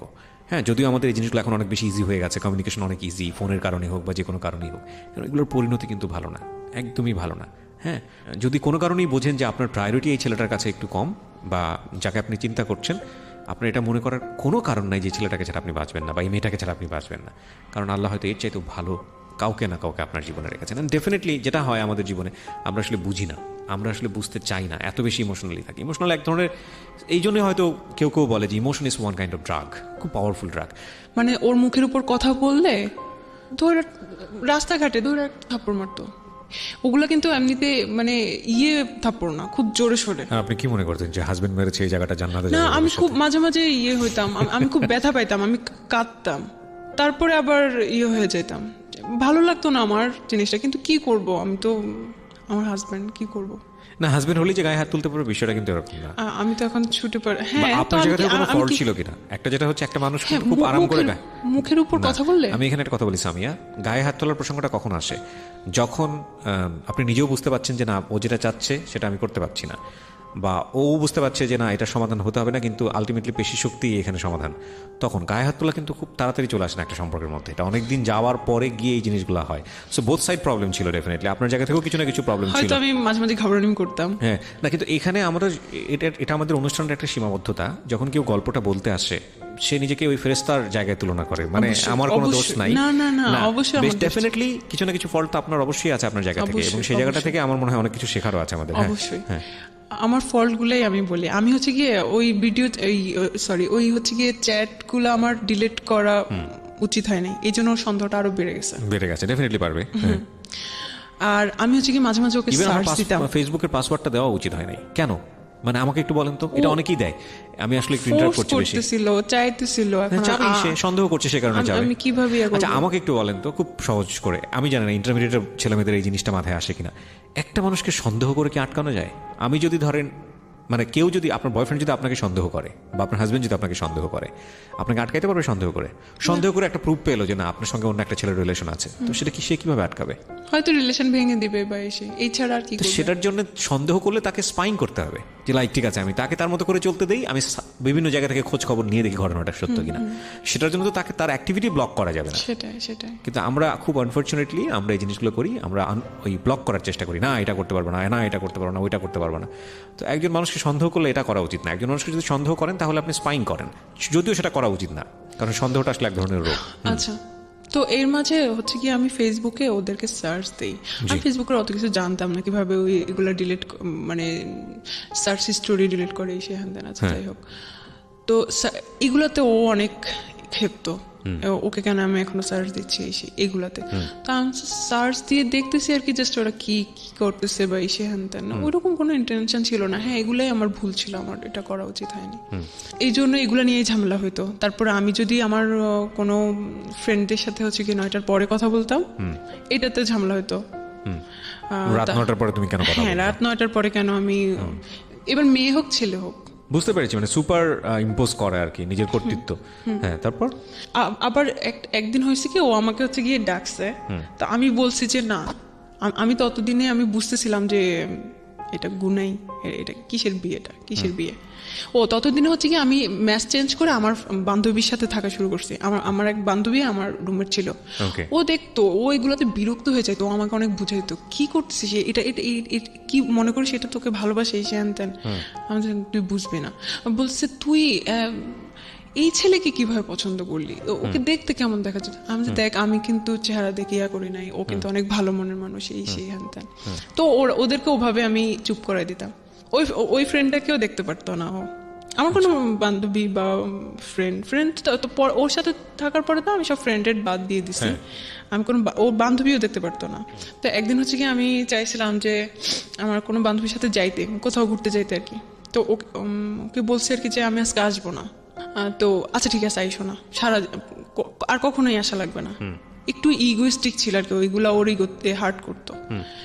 এরপরে হচ্ছে 8 মাস আমি আসলে স্পেসিফিক কারণটা হচ্ছে কি আমি মানে করতে পারতেছি না, যে 8 মাস হচ্ছে গিয়ে কোনো নাই, কিন্তু এই 8টা মাস আমি অনেক কাঁদতাম আর ওকে ফোন দিতাম, বারবারই পোক করতাম, প্লিজ আমি সরি এরকম বলতাম, ফিরে আসেন। তো হয়তো না। তারপরে হচ্ছে গিয়ে একদিন ও আমাকে বলে যে এর মাঝখানে ঝামেলা হইতেছে। তো আমি ওই ফ্রেন্ডের কাছ থেকে চলে এসে আরেকটা রুমমেটের সাথে থাকা শুরু করতেছি। তো ওই রুমমেটের সাথে ওর কাছে তো আমার সব ফেসবুক আইডি আছে, আমার ফেসবুক আইডি বা হচ্ছে কি পাসওয়ার্ড এগুলো আছে। তো হচ্ছে গিয়ে ও দেখতে পারে কে আমার রুমমেটের নাম কি হ্যান ত্যান। তো ও আমার রুমমেটকে ও রিকোয়েস্ট পাঠায়, বলে যে আমার নামে আমাকে ও অনেক ভালোবাসতো, ও হয়তো এগুলা প্রকাশ করতে পারতেছে না, অনেক সুখ দুঃখের কথা বলে। তা ও আমার রুমমেট আমাকে বলে যে আপু উনি তো এরকম আমাকে মেসেজ দিয়েছিলাম, আচ্ছা ঠিক আছে কথা বলে দেখো কি বলে। তারপর হচ্ছে তখন কিন্তু রিলেশনটা ভালো নাই। তারপর হচ্ছে গিয়ে আমি কোনোভাবে ওকে ছাড়তে চাচ্ছিলাম না, যে যাই হয়েছে ওর সাথেই থাকি। ওর সাথে একটা সময় আমি ওর রুমমেটের ল্যাপটপ থেকে ওকে মেসেজ দিতাম, ও কিন্তু এগুলো এখনো জানে না। আমি ওকে ছোট করতে চাই না, ও ছোট হয়ে যাবে। তারপরে হচ্ছে গিয়ে আমার রুমমেট বলতো আপনার মনে হয় ভালো করে ঘাটা উচিত, ওনার মনে হয় ক্যারেক্টারের প্রবলেম আছে, এই সে। আমি তুমি অন্য সবকিছু বলতে পারো, এইটা বলতে পারো না, কারণ এইটা আমি বিশ্বাস করি না। ওটা আমি বিশ্বাসই করতাম না ওর কোনো মেইলি প্রবলেম আছে। তারপরে হচ্ছে গিয়ে টুকটাক ফ্ল্যাটিং এখন শুরু হয়ে গেছে আমার রুমমেটের সাথে। তো একটা সময় আমার রুমমেট আমাকে হাইড করতেছিল, বলতেছিল যে ওই হয়তো ওকে বলে দিছে যে বইলো না। তো হয়েছে কি আমি তখন চিন্তা করতাম ও আমাকে বলে না কেন, ওর ব্যাপারে কিছু কি অবস্থা, ওর কি হইলো। তারপরে আমার বিছানা থেকে আমার রুমমেটের বিছানা দেখা যায়, ল্যাপটপটা এভাবে ক্লোজ। আমার আবার চোখে ভালোই মানে পাওয়ার আছে, আমি হচ্ছে বুঝতে পারি যে কোন চ্যাট বা এসে। আমি হচ্ছে গিয়ে ও আয়নার সামনে কিছু একটা করতেছে, আমি ওর মেসেজ আসছে, নোটিফিকেশনের সাউন্ড হচ্ছে, আমি দেখি যে ওর নাম। তারপরে আমি কিছু বলি না, আমি জাস্ট সময় দিচ্ছি দেখি ও কিছু বলে কিনা ওর ব্যাপারে। তখন আপনার সঙ্গে কোনো সম্পর্ক নাই?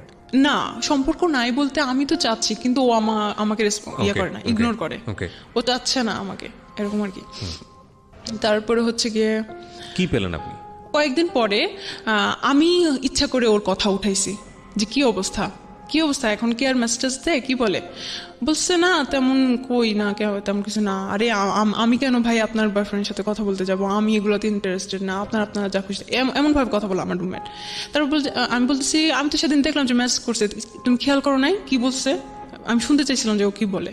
তারপর বলছে ও আচ্ছা তাই নাকি, দেখি নাই তো, আচ্ছা দেখি আমি চেক করে দেখি। পরে আমাকে সব চ্যাট, আমি বলছি দাও, আমি একদম সাথে যাই ওর বিছানায়, সব দেখি একদম, আমি সব স্ক্রিনশট আমার কাছে নিয়ে আসি, যেগুলো দেখি সেগুলো হচ্ছে কি ওর ফ্ল্যাটিং টাইপ, যেগুলো একদম কবি ভাব, কোনো মেয়ে হ্যাঁ ইচ্ছা করলে সবাই পড়ে যাবে।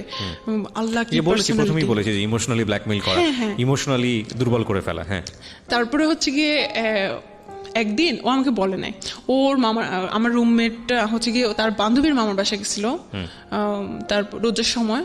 তারপরে ও এসে আমাকে বলে যে কি আপু জানেন কি হয়েছে, আল্লাহ কি হয়েছে, উনি তো আমার সাথে দেখা করছে। তাই নাকি, কি হয়েছে, কি বলছে? বলছে আরে আপনি জানেন না, কয়েকদিন আগে থেকে আমাকে বলতেছিল তোমার সাথে দেখা করব, কথা আছে। তো আমি ভাবছি আপনার ব্যাপারে কিছু কথা বলবে, হয়তো আমার রিলেশনটা ঠিক করে দিতে পারলে ঠিক আছে, ভালো। ওরা আমার সব বান্ধবীরা জানে যে আমি তার জন্য অনেক উইক এরকম। তারপরে হচ্ছে কি এই প্রমাণ পেলাম। তারপরে একদিন হচ্ছে কি আমি ওর প্রোফাইলে যাই, যে দেখি যে আমার একটা ফ্রেন্ড ওর একটা পোস্টে লাইক দিছে। এখন আমি বলছি আল্লাহ, তাও কলেজ ফ্রেন্ড, আচ্ছা ও ওকে চিনে কিভাবে, ওর ফ্রেন্ড লিস্টে কিভাবে? আমি আমার ওই ফ্রেন্ডকে নক করি, বলি যে কি অবস্থা? বলতেছে দোস্ত সে কি, তার সাথে আমার ইদানিং পরিচয় না, আমি জানি না তোর সাথে কি। তাকে আমি 2008 সাল থেকে চিনি। সে হচ্ছে আমার কোচিং এর টিচার, ফিজিক্স পড়ে তো তখন থেকে। বাট তুই দেখ, সে আমার টিচার ঠিকই, তুই আমার প্রত্যেকটা প্রোফাইল যেগুলো সিঙ্গেল পিকচার সেগুলোতে যে দেখ ও কি টাইপের কমেন্ট করে, এমন টাইপের কমেন্ট যেগুলো আমাকেও করতো, মানে বাহ, মানে অন্যরকম আর কি। তার একটা টিচার মানুষ, সে হচ্ছে তার স্টুডেন্টের ইয়েতে কেমন টাইপের ইয়ে করে। ইভেন আমাকে সে নক করে ফেসবুকে, সে সবসময় আমাকে বলতো যে ছেলেদের পোস্টে লাইক দিচ্ছ, তুমি একটা খারাপ, এই সে হ্যান দেন। কোথাও লাইক দিতাম, কিছু হয়েছে কি, আমি খারাপ, ফেসবুক ইউজ করা যাবে না, হ্যান না তেন না। কিন্তু সে যে এগুলো আমি টাইম সহ দেখতেছিলাম, ততদিনে আমি ফেসবুকে অনেক কিছু জানি, টাইম কতদিন কিবার, ও তো এইসব মেয়েদের সাথে ফ্লার্টিং করে আসছিল। ফাইন্ড আউট করে লাভটা কি? আপনি ফাইন্ড আউট করে, ও তো আপনাকে বলে দিয়েছে যে সে আপনাকে আর চায় না, তারপরে ফাইন্ড আউট কেন করছিলেন? ফাইন্ড আউট করতেছিলাম এই জন্য যাতে আমার সুবিধা হয় ওকে হেট করতে, আমি যাতে এনার্জি পাই। You got all those things. Find out করার পর আপনি পেলেন ওকে হেট করার মতো, তারপরে কি হলো? তারপরেও আমি ওকে ফোন দিছিলাম একদিন, ফোন দিয়ে আমি জানি এটাই হয় আসলে। হ্যাঁ, আমি কোনোভাবেই চাচ্ছিলাম না। তো এসে আমাকে বলে, দেখবো তুমি আমাকে কত ভালোবাসো, তোমাকে 4 বছর টাইম দিলাম, তুমি বিসিএস ক্যাডার হবা, ঠিক আছে? বিসিএস ক্যাডার হয়ে তারপরে আমাকে বিয়ে করতে আসবা। তো আমি বলছি এই 4 বছরে তুমি আমার সাথে কোনো কন্ট্যাক্ট করবে না।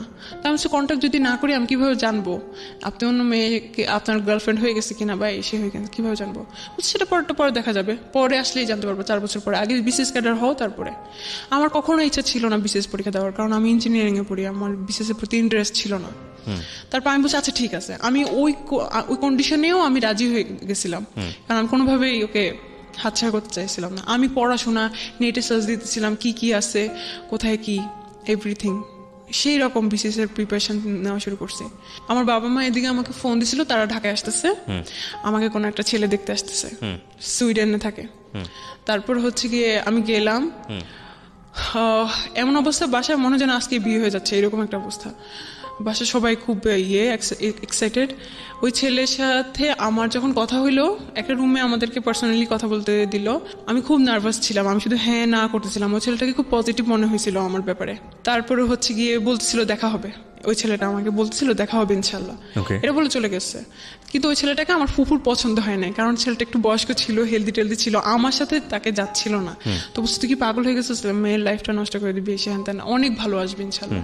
তো কোনোভাবে ফ্যামিলি থেকে মানা করে দিল। কিন্তু আমি যে ওইটা ফেস করার পরে, এটা আমার লাইফের ফার্স্ট প্রপোজাল ফ্যামিলি থেকে। আমি বাসায় আমার মেসেজ যাওয়ার পর আমি অনেক চিন্তা করলাম যে আমার বাবা আমার জন্য ছেলে দেখতেছে, স্টুডেন্ট থেকে শুরু করছে, তার অনেক টাকা বেতন, সে কিন্তু অনেক স্ট্যাবলিশ, আর সে তো আমার গায়ে হাত দেওয়ার সাহসও পাবে না, আমার বাবা হাত ভেঙে ফেলবে ওর, বা ফ্যামিলি থেকে একটা ইয়া নিবে। আর আমি যাকে পছন্দ করি, আমি এভাবে ইগনোর হচ্ছি, আমার ভালোবাসার মূল্য তার কাছে নাই, আমি কোথায় আছি, কি করতেছি আমি, এই ধরনের আমি চিন্তা করতেছিলাম। আমি খুব একটা এনার্জি পাইছি ওই জায়গা থেকে। তো আমি ওকে ফোন দিয়ে বলতেছি আমি আপনাকে আর ফোন দিব না, আমি আপনাকে আর ডিস্টার্ব করবো না, আপনি আপনার মতো থাকেন। এটা বলার পরে সে হাসছে, কারণ আমি এরকম অনেকবার বলছি যে আমি আপনাকে ফোন দিব না, তারপরেও ফোন দিছি। তো আমি বলছি আচ্ছা ঠিক আছে, আপনি হাসেন আর যাই করেন, এটাই হচ্ছে লাস্ট ফোন। এখানে একটা কথা বলি, আপনাদের মধ্যে কি এমন কোনো কিছু ছিল যেটা তারা আপনাকে ব্ল্যাকমেইল করতে পারতো? সরি, আমি এটা স্কিপ করে গেছি। হ্যাঁ, ও হচ্ছে, ওর কাছে আমার 2টা ভিডিও আছে। একটা ভিডিও হচ্ছে গিয়ে খুব অ্যাবনর্মাল, আমি কাঁদতেছিলাম যে আমি সরি, আমি এরকম করবো না, আমি আর ওকে সার্চ দিব না, এদেরকে আর সার্চ দিব না। আর হি ওয়াজ রেপিং মি। এটা ভিডিও করেছে সে? এটার ভিডিও করছে, এটা ফার্স্ট ভিডিও করছে। বলতেছে আমি এগুলার কাছে দাঁড়াই না, আমি এগুলো পছন্দ করি না, কিন্তু আমার মনে হয় এখন করা উচিত। ও এটা বলতেছিল, আমি যাই হোক। তারপর এটা ছিল ফার্স্ট পার্ট। আমি জানি, আমি তখন বিশ্বাস করছিলাম ওগুলো ডিলিট করে দিবে, কারণ আমি ওকে অনেক বিশ্বাস করতাম। আচ্ছা, তারপর সেকেন্ড পার্ট? সেকেন্ড হচ্ছে গিয়ে ও আরেকটা ভিডিও করছিল, সেটা নর্মাল। এটাতে আপনার সম্মতি ছিল? আমার সম্মতি ছিল, Okay. কারণ ওকে একবার তো করছিলই। তারপর বলছে যে এগুলো কিছুই হবে না, এগুলো আমি এমনিতে রেখে দিব। তো আপনি বলেননি যে তুমি এগুলো ডিলিট করে দাও? Last এবং এ। এগুলো নিয়ে বাংলাদেশে যে পরিমাণ সোশ্যালি যেগুলো একটা ভয়ঙ্কর রকমের ক্রাইম, লাস্ট ফোন কনভারসেশনে কি ছিল? এর মধ্যে যখন ওই যে 8 মাসে আমাদের ব্রেকআপ ছিল, ওই তখনই আমি বলছিলাম প্লিজ এগুলো ডিলিট করে দাও। যদি আমি আমার যদি বিয়ে হয়ে যায়, আমার হাজবেন্ড জানবে যে আমার বউ এরকম আছে, তখন তো এটা ইয়ে হবে। জানো, এটার দাবিদার তো আমিও তো এটাতে রেসপন্স, আমিও এটাতে ইনভলভ, এটা আমার রাখার রাইট আছে। আমি যে তাহলে যেখানে সম্পর্কই নাই, যেখানে আপনি আমাকে চাচ্ছেনই না, সেখানে এগুলো রেখে লাভ কি আপনার? তো বলতেছে যে সেটা আমি বুঝবো, আমি এটা করবো না, আর তোমার আর কিছু বলার আছে? তারপরে হচ্ছে গিয়ে যেটা কোথায় রাখছে সেটাও আমি জানি। এখনো আপনি জানেন ও আমি কোথায়? জানি কোথায় রাখছে, কোথায় রেখেছে? ওর গুগল ড্রাইভে। সবচেয়ে নিশ্চিন্ত জায়গা বাংলাদেশের এখন ছেলেদের এই জায়গাটা, গুগল ড্রাইভ। আমি সেদিন আমার স্যারকে জিজ্ঞেস করছিলাম, আমি খুব সফটওয়্যার সিকিউরিটি, সরি সাইবার আমার মধ্যে সিকিউরিটি। কথাটা বলা ঠিক হলো না বাংলাদেশের ছেলেদের, কারণ বাংলাদেশের সব ছেলে এরকম না, বাট যারা করে ফ্রড তাদের জন্য বোধহয় একটা খুব সেফ জায়গা হয়ে গেছে গুগল ড্রাইভ। ওকে ভাইয়া, ইদানিং একটু বলি, আমার এই সেমিস্টারে একটা কোর্স আছে সাইবার সিকিউরিটি। তো আমি ইদানিং শিখা শুরু করছি কিভাবে ওয়েবসাইট হ্যাক করে, কিভাবে প্রোটেক্ট করে, কিভাবে ডাটাবেস হ্যাক করে। তো আমি স্যারকে একটা কথা জিজ্ঞেস করছি, স্যার আপনি আমাদেরকে এগুলো শিখেছেন, কিন্তু গুগল ড্রাইভ কিভাবে হ্যাক করে, এটা কি পসিবল? বলছে, হাসতেছিল, যদি এটা পসিবল হতো তাহলে তো তোমারটাই আগে হ্যাক হইতো কোনোভাবে। এটা পসিবল না। হ্যাঁ পসিবল, অবশ্যই, যারা ডেভেলপার তাদের কাছে সব সেই জায়গাটা নাই বা গেলাম, পসিবল আর ইম্পসিবল, কিন্তু মানে আমি চাচ্ছিলাম আপনি আর কি। ওকে বলছিলেন যে তুমি এটা ডিলিট করে দাও, বাট কেউ যদি এটা কখনো করে কারো কাছে, করার পর আপনার সামনে ডিলিট করলে এটা যে কপি নাই, আপনি ইনশিওর হবেন আমি কিভাবে? কিভাবে শিওর হব? Right. হয়তো সে অন্য একটা কোথাও ইমেল রেখেছে? আইডি ক্রিয়েট করে, জানি না, ইভেন ওই গুগল ড্রাইভে গুগল ড্রাইভে। রাখলেও আপনি এটা নিশ্চিত হতে পারবেন না, কারণ কোনো একটা মানুষ যদি আপনি যদি 100% শিওর থাকেন এটা ফার্স্ট কপি, লাইক আপনার সেলফোনে করেছে বা অন্য কোথাও করেছে, প্রথমত করাটাই অন্যায়। করার পরে যদি আপনি নিশ্চিত থাকেন যে এটা ফার্স্ট কপি এবং সেই ফোনটা আপনি সিজ করে ফেললেন বা সেখান থেকে ডিলিট করে দিলেন, কিন্তু তারপরও অনেক অন্যান্য সময় তো নিশ্চিত আছে। হওয়া যায় না। আর আপনি যেহেতু তাকে স্পেস দিয়েছেন, সেইখানে পারলে 100টা কপি করে ফেলেছে, এখন তো আপনি নিশ্চিত হতে পারবেন না, ইটস আ পুলিশ কেস। হ্যাঁ, তো আমি যখন ওকে ফোন দিলাম, তো ও হচ্ছে গিয়ে তখনও বলতেছিল, হ্যাঁ তোমার তো আরেকটা সিম চালু হয়েছে, তুমি তো এখন অনেক কিছুই করতেছো। তখনও হচ্ছে গিয়ে ওই কাহিনী। আমি যে দেখেন, আমি আপনাকে ফোন দিছি কিন্তু সম্পর্ক ঠিক করার জন্য না, আমি একেবারে শেষ করার জন্য আপনাকে ফোন দিছি। আমি আপনাকে আর ডিস্টার্বও করবো না, আপনি আপনার লাইফ মতো থাকেন। তো একটু হাসতেছিল। আমি আচ্ছা ঠিক আছে, দেখা যাক আমি কতটুকু পারি কন্ট্রোল করতে, দেখা যাক। অবশ্যই সে আমার ফ্যামিলি মেম্বার, সে অলরেডি জেনে গেছে যে আমাকে কেউ দেখতে আসছে। তারপরে হচ্ছে গিয়ে এটা বলে আমি ফোন রেখে দিলাম 7 নভেম্বর, ওই দিন লাস্ট কথা হয়েছে। এরপরে আমার আর ইচ্ছাও হয় নাই, আমি আর কষ্টও পাই নাই, আমি আর ওকে ফোনও দিই নাই। ও আপনাকে ট্রাই করেছে? না, ও ও try তো করে? আমাকে কখনোই ট্রাই করতো না। ওকে, এখানে এই যে ভিডিওটা আপনি রেখে দিলেন, সারা জীবনের জন্য এটা একটা আতঙ্ক। তো এটা নিয়ে আপনার খারাপ লাগে না, কষ্ট হয় না? হ্যাঁ, আমি আসবো, ওটা নিয়ে তো এখন ঘটনাটা চলতেছে। তারপরে হচ্ছে গিয়ে এইদিকে আমি কি করলাম, আমি আমার ইমেল অ্যাড্রেস চেঞ্জ করলাম, পাসওয়ার্ড চেঞ্জ করলাম, আমার ফোনেও কিন্তু ইয়ে করা, ও দেখতে পারে আমার ইনকামিং কল, আউটগোয়িং কল, এগুলোও দেখতে পারে। আমি অফিসে কল দিলাম, দিয়ে মানে বললাম এত বেশি তার কাছে ক্লিন হতে গিয়েছেন যে জীবনে কোনো পার্সোনাল বিষয় রাখেননি, সব তাকে শেয়ার করেছেন। সব আমার হাজবেন্ড। চরম পর্যায়ের বোকা, এসএসসি ইন্টার পড়ুয়া মেয়েরাই আসলে এই জিনিসগুলো বেশি করে। হ্যাঁ, তারপর হচ্ছে কি আমি অফিসে কল দিলাম, দিয়ে বললাম যে আমি এটা কিভাবে কি করতে পারি। তারপর ওরা আমাকে বললো, ওয়েবসাইট লিঙ্ক বললো, আমি ওখানে গেলাম, গিয়ে হচ্ছে সব চেঞ্জ করলাম। তারপরে যাচ্ছে ফেব্রুয়ারিতে, 2019 সালে ফেব্রুয়ারিতে আমার সেমিস্টার ব্রেক ছিল। ও এইদিকে কি হয়েছে এটা বলতেই হবে। এটা হচ্ছে কি আমার ভাবি জানতো, আমার ছোট ভাবি, আমার ছোট ভাইয়ের বউ, ফুফাতো বোন। উনি বলতেছে যে তুমি কি পাগল হয়ে গেছো, এগুলো সব ঠিক করো। ও কিচ্ছু করবে না, ওর বোন তোমার ভাইয়ের ভাত খায়, কিছু করবে না ও। আমি খুব ভয় পাচ্ছিলাম, কিছু এভাবে সাহস দিছে। তারপর সব ইয়ে করছি। তো উনার সাথে আমাকে কথা বলতে দিত না। আমি উনার সাথে কথা বলার জন্য আরেকটা আইডি খোলার পরে ওটা জানতো না, তার আইডি খুলি, তারপর উনার সাথে কথা বলি। তো ওই আইডিতে আমার আরো 2টা ফ্রেন্ড যাদের সাথে কথা বলতে দিত না, ওই আমার বান্ধবী, কোনো ছেলে ফ্রেন্ড ছিল না, ওদেরকে হচ্ছে কি আমি অ্যাড করি। করার পরে তো ওখানে তখন nika.com নামে একটা ওয়েবসাইট, তখন ওয়েবসাইট ক্রিয়েট করা আমাদের একটা প্রজেক্ট হয় এসে, তো nika.com নামে আমার ফ্রেন্ড হচ্ছে একটা ওয়েবসাইট করবে, ওখানে পাত্রপাত্রী সব ইয়ে করবে। তখন এটাও কি পসিবল, পাত্রপাত্রী নেটেও পাওয়া যায়? তারপর হচ্ছে আমি বলছি হ্যাঁ তুই সার্চ দিয়ে দেখিস এরকম অনেক ওয়েবসাইট আছে। আমি সার্চ দিয়ে দেখলাম সত্যি আসলে ওয়েবসাইট আছে, আমি দেখলাম ওখানে কি আছে, ওখানে অনেকে পোস্ট করে আমার এরকম টাইপের মেয়ে লাগবে, ওইরকম টাইপের মেয়ে লাগবে। তারপর হচ্ছে গিয়ে এটাকে আমার খুব ফালতু মনে হয়েছে, খুব চিপ মনে হয়েছে। ওখানে ওইটাতে আমি দেখার পরে ওই সাইডে আরও অনেক সাজেস্ট আসে যে ফাইন্ড ট্রু লাভ, তারপরে হচ্ছে গিয়ে ডেটিং সাইট এরকম। সো ফাইন্ড ট্রু লাভ, যে ট্রু লাভ এরকমের ট্রু লাভ পাওয়া যায় না, এইদিকেও ট্রু লাভ পাওয়া যায় এরকম। তো আমি হচ্ছে কি খুব ইন্টারেস্টেড ছিলাম, আমি হচ্ছে গিয়ে ক্লিক করে দেখি যে ওখানে প্রথম যে পোস্টটা, আমি ওখানে ঘুরেও দেখি নাই যে কী আছে, 2-3 দিনও ছিলাম না ওই জায়গায়। ফার্স্ট যেদিন আমি হচ্ছে ইয়ে করি, যে দেখি যে একটা ছেলে পোস্ট দিছে একটা সিরিয়াস মনের গার্লফ্রেন্ড চাই, সিরিয়াস, যে হচ্ছে গিয়ে হ্যাঁ ইয়ে করবে না। তো আমি না আসলে হচ্ছে গিয়ে ট্রাই করে দেন, আসলে দেখি কি করে, ও আসলে কি কথা বলে। আমার আইডিতে কিন্তু কোনো ছবি ছিল না, কোনো পোস্ট না, কিছু না, ওটা দেখতেই ফেক আইডির মতো দেখা যায়, যে আইডিতে আমি আমার ভাবির সাথে কথা বলতাম। তারপরে হচ্ছে গিয়ে ওই আইডিতে আমি জাস্ট একটা হাই দিই, আমি চলে আসি, ওখান থেকে স্কিপ করে আমি আমার আইডিতে চলে আসি, আমি ইয়ে করি। তারপরে হচ্ছে গিয়ে দেখি কতক্ষণ পর আবার যেয়ে দেখি ওই ছেলে আমাকে হ্যালো বলে হাই। তা আমি বলছি আমি বাংলাদেশ থেকে, please don't think that I am fake or something like that. ফার্স্টে একটু আমি না তখনও ওর প্রোফাইলটা চেক করি না, যখন ওর দেখতেছি রিপ্লাই দেওয়া শুরু করছি তখন আমি যেয়ে দেখি ও হচ্ছে শ্রীলঙ্কান, বাট ওর ফেসটা হচ্ছে কি খুব ইয়ে টাইপের, ঠিক আছে। তো আমি ওকে অনেক কথা হয়, তো বলতেছে যে আমি হচ্ছে কি ছবি দেখতে পারি, আমি নিজে থেকেই বলতেছি যে আপনি চাইলে আমার ছবি দেখতে পারেন, কিন্তু আমি আমার ছবি হচ্ছে গিয়ে প্রোফাইলে দিতে কমফোর্টেবল ফিল করি না। তারপরে বলতেছিল যে আচ্ছা ঠিক আছে, হ্যাঁ অবশ্যই আমি কার সাথে কথা বলতেছি আমি দেখতে চাই। তো আমি আমার ভাইয়ের সাথে থাকা একটা ছবি দিছি, দেওয়ার পরে হিজাব সহ, ঠিক আছে, দেওয়ার পরে ও কতক্ষণ পরে বলতেছিল you are so cute, but এই প্রবলেম, আমাদের এই ধরনের কোনো প্রবলেম নাই, কিন্তু তোমাদের ইয়েতে এইরকম সমস্যা যে কাউকে বিয়ে করে। সে খুব সিরিয়াস ফার্স্ট থেকে, সে ভাবছে যে আমি তাকে রিকোয়েস্ট মেসেজ পাঠিয়েছি, হয়তো আমি রাজি যে বিয়ে টিয়ে টাইপের বা রিলেশন করতে রাজি, এই টাইপের ও কথা বলছে। এবং আপনি তার সম্পর্কে তেমন একটা জানেন না? জানি না, কিছু জানি না।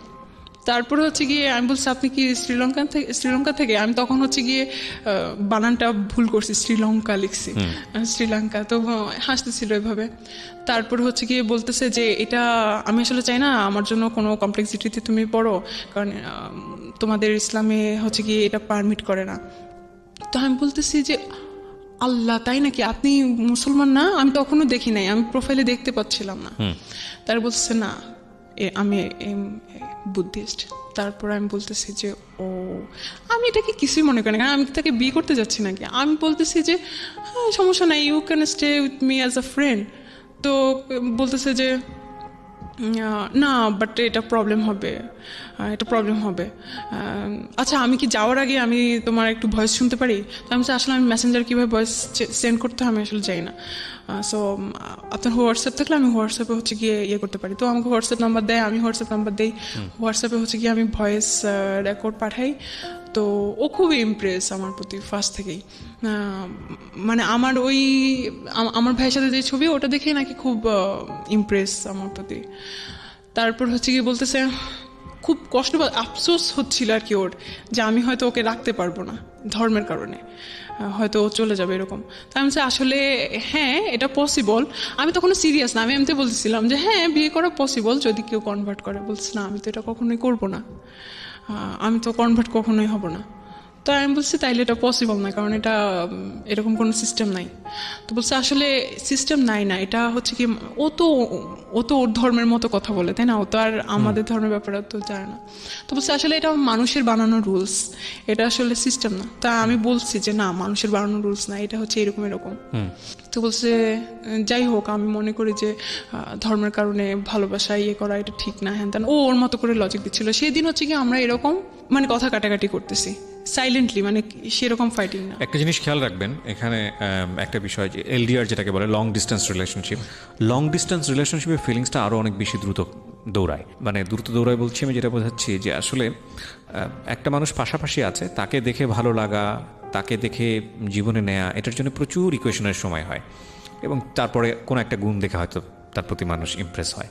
কিন্তু লং ডিস্টেন্স রিলেশনশিপে যেহেতু দেখা না দেখা, কাছে পাওয়া, এরকম অনেক বড় একটা দূরত্ব থাকে, তখন অদ্ভুতভাবেই সাইকোলজি নিয়ে যারা পড়াশোনা করেন তারা এই বিষয়গুলোকে খুব সুন্দর করে ব্যাখ্যা করতে পারবেন। বাট আমার কাছে যেটা মনে হয় যে আপনার কাউকে ভালো লাগার জন্য আপনার ভিতরে যেই সব ফিলিংস থাকা প্রয়োজন, সেই ফিলিংসগুলো নিয়ে যেই মানুষটার অবয়ব আপনার মধ্যে তৈরি হওয়া প্রয়োজন। লং ডিস্টেন্স রিলেশনশিপে এই জিনিসটা খুব দ্রুত হয়, অর্থাৎ আপনার মধ্যে মনে হতে শুরু করে যে না, এই মানুষটা বোধহয় সব কিছু, আমি যেটা চাই সেই সব গুণের অধিকারী। এবং আমার মনে হয় যে মেয়ের ক্ষেত্রে সেটাও হয়েছে। জি, তারপরে কি হলো? তারপরে ভাইয়া ও কোনোভাবে থাকতে রাজি না। আমি আচ্ছা ঠিক আছে, আমার কি সমস্যা কি, আমি এখানে গেছি আমি তো এই দেখার জন্য, না হলে নাই। তো আমি বলতেছি যে আমি বারবার এটাই মেনশন করতেছিলাম যে আপনি ফ্রেন্ড হিসেবে থাকতে পারেন, আমার কোনো সমস্যা নেই। হ্যাঁ, আমার অনেক হিন্দু ফ্রেন্ড আছে, ইভেন আমার সমস্যা নাই, অন্য ধর্মের ফ্রেন্ড থাকতেই পারে। সে বারবারই এটাই বলতেছিল যে না, আমি তোমাকে কোনো কমপ্লেক্সিটিতে ফালাতে চাই না, বিকজ সে নাকি মানে 5 বছর পরে কিছু একটা ফিল করতেছিল, যে এই ফিলিংসটা সে কখনোই পায় নাই, মানে আপনাকে দেখে। তারপর আমি জাস্ট ওকে একটা ভয়েস মেসেজ পাঠাই। সে আমাকে বলছে যে তোমার কি মনে হয়, তুমি কি এরকম কিছু ফিল করতে পারতেছো, বা তোমার কি মনে হয়? তাই আমি বলছি আমি জানি না, বাট আমি চাই, আমি আপনাকে যেতে দিতে চাই না, আপনি আমার সাথে ফ্রেন্ড হিসেবে থাকতে পারেন। একটু আমি জাস্ট ভয়েস মেসেজ পাঠাইছিলাম। তো ও এইটাকে এত পছন্দ করে এখন পর্যন্ত, বলতে তুমি কতটা অনেস্ট ছিলা, মানে চাওয়া মাত্রই দিয়ে দিয়েছো। হ্যাঁ, যে যাইতে দিতে চায় না বা এরকম। ওটার পর থেকে নাকি ও আরো বেশি ফল করে। তারপরে হচ্ছে গিয়ে বলতেছে প্লিজ, নাকি ও বাংলা জানে না? না, বাংলা জানে না, বাংলা জানে না, হিন্দি জানে, ইংলিশ জানে, এরকম। তো বলতেছে যে আচ্ছা please let's make a plan, কিভাবে আমরা হচ্ছে কি একসাথে হতে পারি। তাই কিরকম প্ল্যান? আমি না খুব ইন্টারেস্টেড ছিলাম যে দেখি ও কিভাবে আমাকে ট্রিট করে, ও আমাকে জন্য এতই হয়ে গেছে, এত সিরিয়াস হয়ে গেছে, আমি অবাক হচ্ছিলাম। আমি আবারও একটু ইন্টারাপ্ট করছি, আজকে আমি বেশি ইন্টারাপ্ট করছি, ক্ষমা চেয়ে নিচ্ছি, এবং সেটার প্রয়োজন আছে বলেই। আজকের এই যে সিক্রেটসটা, পুরো সিক্রেটসটা এখানে রিভিল হচ্ছে। এখানে একটা কথা আমি আপনাদেরকে বলে নিই প্রিয় শ্রোতা, আজকের এই পুরো সিক্রেটসের মূল জায়গাটা হলো বিয়ে সম্পর্কিত জ্ঞান, যেটা আমাদের ফ্যামিলিতে, আমাদের বাবা মা বা আমাদের সোসাইটিতে, আমাদের চারপাশে, আমাদের পরিবেশ থেকে আমরা আসলে বিয়ে বলতে যেটা বুঝি যে কারোর সঙ্গে কারো সংসার হওয়া। কিন্তু বিয়ের হওয়ার আগে, বিয়ে পূর্ববর্তী যে বিষয়গুলো, বিয়ে নিয়ে জ্ঞান দেওয়া, প্রপার মানুষকে সিলেক্ট করা, কার সঙ্গে বিয়ে হতে পারে, বিয়ে হলে কি হয়, এই বিষয়গুলো নিয়ে যে জ্ঞান দেওয়া, পরিবার থেকে আসুক বা পরিবারের অন্যান্য সদস্যদের কাছ থেকে আসুক, যে সময় তাদেরকে এই জ্ঞানটা দেওয়া প্রয়োজন, সেটা না হলে কি হতে পারে একটা মেয়ের জীবনে কিংবা একটা ছেলের জীবনে, সেটাই হচ্ছে আজকের এই সিক্রেটসের মেসেজ। মূল জায়গাটা এতক্ষণে আপনারা হয়তো রিভিল করতে পারবেন, কারণ আরেকটা ভয়ানক রকমের ঘটনা যেটা ওর জীবনে ঘটেছে, আমি জানি না এটা রেজাল্ট কি, বাট আমাদের জায়গা থেকে এটা ভয়ানকই মনে হবে। ঠিক আছে, আমরা সেদিকে আগাতে চাই। জি বলেন।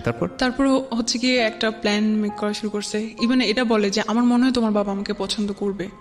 তারপর নিজে থেকে সে নিজের দিতেছিল, সে কি করে না করে। সে সফটওয়্যার ইঞ্জিনিয়ারিংয়ে পড়াশোনা করছে, সে এখন এই চাকরি করে, খুব ভালো বেতন। ভাই আমি এগুলো শুনতে চাচ্ছি না, এগুলো তো সে এখানে এসে কেন পাত্রী খুঁজছে? এত ভালো সেখানে সে কেন পাত্রী খুঁজছে? হ্যাঁ, সেও কি কিউরিসিটির জায়গা থেকে এখানে এসেছে, নাকি আপনার মতোই জাস্ট? আমি এটা আজ পর্যন্ত জানি না, জানা উচিত। হ্যাঁ, এগুলো ভুল, এগুলো বড় রকমের ভুল। আমি অবশ্যই হ্যাঁ জানবো। তারপর হচ্ছে গিয়ে ও বলতেছে আচ্ছা ঠিক আছে, আমার বাংলাদেশি ফ্রেন্ড আছে, তুমি চাইলে কিন্তু আমি তোমার বাবার কাছে প্রস্তাব পাঠাতে পারি, এবং সে আমার বাবা আমার সাথে কথা বলতে পারে। একদম এভাবে সিরিয়াস সে। তাহলে ভাই আল্লাহর রাস্তায় মাপ চাই, আমার বাবার কাছে পাঠাতে চাও না, উল্টা আমাকে ফোর্স করে বিয়ে দিয়ে দিবে, তোমার জন্য আমার পড়াশোনা বাদ হয়ে যাবে। বলতেছে তাহলে কি করা যায়? আমার মনে হয় তোমার বাবা আস্তে আস্তে। একদিনের কথোপকথনই? একদিনে সুপার ফাস্ট। হ্যাঁ, আমি বলতেছি যে আদারওয়াইজ তো আমরা হয়ে যাবো, তাই না, ডিসকানেক্ট হয়ে যাবো। আচ্ছা ঠিক আছে ভাই, তুমি তোমার মতো থাকো, আমি আমার মতো থাকি। এই জন্য ও এটা এতটুকু পর্যন্ত। কেন ডিসকানেক্ট হবেন? আপনার হোয়াটসঅ্যাপ সে ইউজ করতে পারতো, মানে আপনার সেটা মানে আপনাকে হোয়াটসঅ্যাপে কানেক্ট করতে পারতো বা অন্যান্য মাধ্যমে সে আসতে পারতো। হ্যাঁ, কিন্তু একটা মানুষ যখন বলবে যে আচ্ছা ঠিক আছে আমি তোমাকে আর ডিস্টার্ব করবো না, আচ্ছা ঠিক আছে ওকে বাই, দেন তারপরে ও আসবে কিভাবে? ঘটনা যেটা ঘটেছে যে উনি হচ্ছেন বুদ্ধিস্ট আর আমাদের এই বোনটি হচ্ছে মুসলমান। সো প্রথম বাধাটাই ছিল হচ্ছে ধর্ম, এবং এই বাধা এবং আমরা স্টে করবো কিনা, দুটো জিনিস একসাথে মুভ করেছে। তো সম্পর্ক হওয়ার ক্ষেত্রে যদি প্রথম থেকেই বাধা থাকে, সেই সম্পর্কটা খুব তীব্রতর হয়, এবং এটা ওদের ক্ষেত্রেও হয়েছে। প্রথম দিনই দেখছে থাকবো না, আসলে জয়ী হবে কি, থাকবো না, হ্যাঁ, তখন দেখা গেছে যে না, এই বললাম না যে ফুল অফ ইমোশন। হ্যাঁ, তারপরে হচ্ছে কি আমি আসলে এত কমপ্লেক্সিটির মধ্যে জড়াইতেই চাইছিলাম না, কারণ ভাই একটা জিনিস থেকেও ইয়ে করতে আমার ওই অনেক রিলেশনের সাথে এই সম্পর্কে যাওয়ার যে পসিবিলিটি ক্রিয়েট হচ্ছে, সেটার গ্যাপ কতখানি? মানে আগের রিলেশনটা ব্রেকআপ হয়েছে কত আগে? ওটা তো অনেকবার, না, লাস্ট ব্রেকআপটা হয়েছে কত? লাস্ট হচ্ছে গিয়ে 2017 সালের মানে গ্যাপ কতটুকু, বয়সের সময়ের গ্যাপ বলতে চাচ্ছি। সময়ের গ্যাপ হচ্ছে 7-8 মাস, 6 মাস। 6 মাস। তার মানে আপনার মনের ভিতর থেকে কিছুটা হলেও 6 মাস না, সরি, কতদিন? 1 বছর হয়ে এক যাবে। বছর। 1 বছর হয়ে গেল তো আপনার এই জায়গাটা থেকে নিজেকে সামলে ওঠার কথা। যেটা হয় যে আমাদের ক্ষেত্রে যেটা হয় যে আমরা অনেক সময় দেখি যে একটা রিলেশনশিপে স্যাটিসফাইড না, ধাম করে সে আরেকটা জায়গায় সুইচ করে ফেলেছে হ্যাপি হওয়ার জন্য। হ্যাঁ, সেটা একটা অন্য হিসাব। কিন্তু আপনি তো একটা গ্যাপ পেয়েছেন, তার মানে নিজেকে তো ঠিক করে ফেলার কথা। হ্যাঁ, আমার ওর জন্য কোনো কষ্টই হচ্ছিল না, ঠিক আছে, কোনো কষ্ট হচ্ছিল না, কিন্তু আমি ওই ঘটনাগুলো তো ভুলতেছিলাম না যে আমি আর ঝামেলাতে জড়িতে চাইছি। ওকে, তারপর কি করলেন? ও বলছিল আচ্ছা ঠিক আছে তাহলে, হ্যাঁ যেহেতু একটা মুসলিম কান্ট্রি, এটা তো অনেক বাধা থাকতে পারে, অনেক সমস্যা হতে পারে। ইন্ডিয়া এরকম করে কি মেরে ফেলে, ইন্ডিয়া এই ধরনের প্রবলেম। আপনাদের কথোপকথন? হ্যাঁ, আমরা এগুলো বলছি। তো এরকম অনেক ঘটনা আছে। তারপর হচ্ছে কি বলতেছে, আচ্ছা তাহলে কি করা যায়, তাহলে তোমার কি এরকম কোনো প্ল্যান আছে বাইরে যেয়ে তুমি পড়াশোনা করবে? আমি যে হ্যাঁ, এটা তো আমার আগে থেকে প্ল্যান আছে। তো বলছে হ্যাঁ, এটা খুব ভালো বুদ্ধি, তাহলে হচ্ছে কি আমরা তুমি পড়াশোনার জন্য বাইরে যাবে, দেন আমরা ওখানে মিট করবো। আমি ভাই এখনো তো অনেক দেরি, ওটা বলছে সমস্যা নেই, আমি অপেক্ষা করব। তারপরে হচ্ছে গিয়ে আমি বলছি আচ্ছা ঠিক আছে দেখা যাক, আচ্ছা দেখা যাক। তারপর কথাবার্তা হয়। এখানে আমি ওকে বোঝানোর চেষ্টা করি যে আমাদের ইসলামটা অনেক সুন্দর, এটা অনেক পিসফুল। মানে সামহাউ আপনি ওকে চিন্তা করছিলেন যে ওকে কনভার্ট করা যায় কিনা? হ্যাঁ, কারণ আমি তো অতটুকু পর্যন্ত আমার মেন্টালিটি যায়, মানে অতটুকু পর্যন্ত আমি চিন্তাই করি নাই। আর আমি তো অতক্ষণ পর্যন্ত এত সিরিয়াস ছিলাম না, এত ভালোবাসা বা আমি চাচ্ছিলাম যে একটা ছেলে আমাকে পছন্দ করে, একটা অন্য রিলিজিয়নের, আচ্ছা ঠিক আছে দেখি, ও হয়তো ভালো আমাকে ভালোবাসে। আপনাকে মানে আমি বুঝলাম না, একদিনের মধ্যে আপনাকে পছন্দ করে ফেলেছে? হ্যাঁ, এবং সে বিয়ে শাদী করার জন্য রাজি? হ্যাঁ। তো ও জানতো না ওর ধর্মের সঙ্গে আপনি যান না, ক্লাস করেন? বলতেছে ওদের কোনো সমস্যা নাই, ওদের এই ধরনের কোনো প্রবলেম নেই। এটা ওর কথা ছিল? হ্যাঁ, ওর ফ্যামিলিতে এই ধরনের কোনো প্রবলেম নাই। ভাইয়া একদিন হচ্ছে গিয়ে আমি একদম ডিসিশন নিয়েই ফেলি যে আমি এই ঝামেলায় জড়াবো না, এখানে আমাদের স্টপ করা উচিত। আমি ওকে এভাবে ডিরেক্টলি বলি যে উই শুড স্টপ হিয়ার।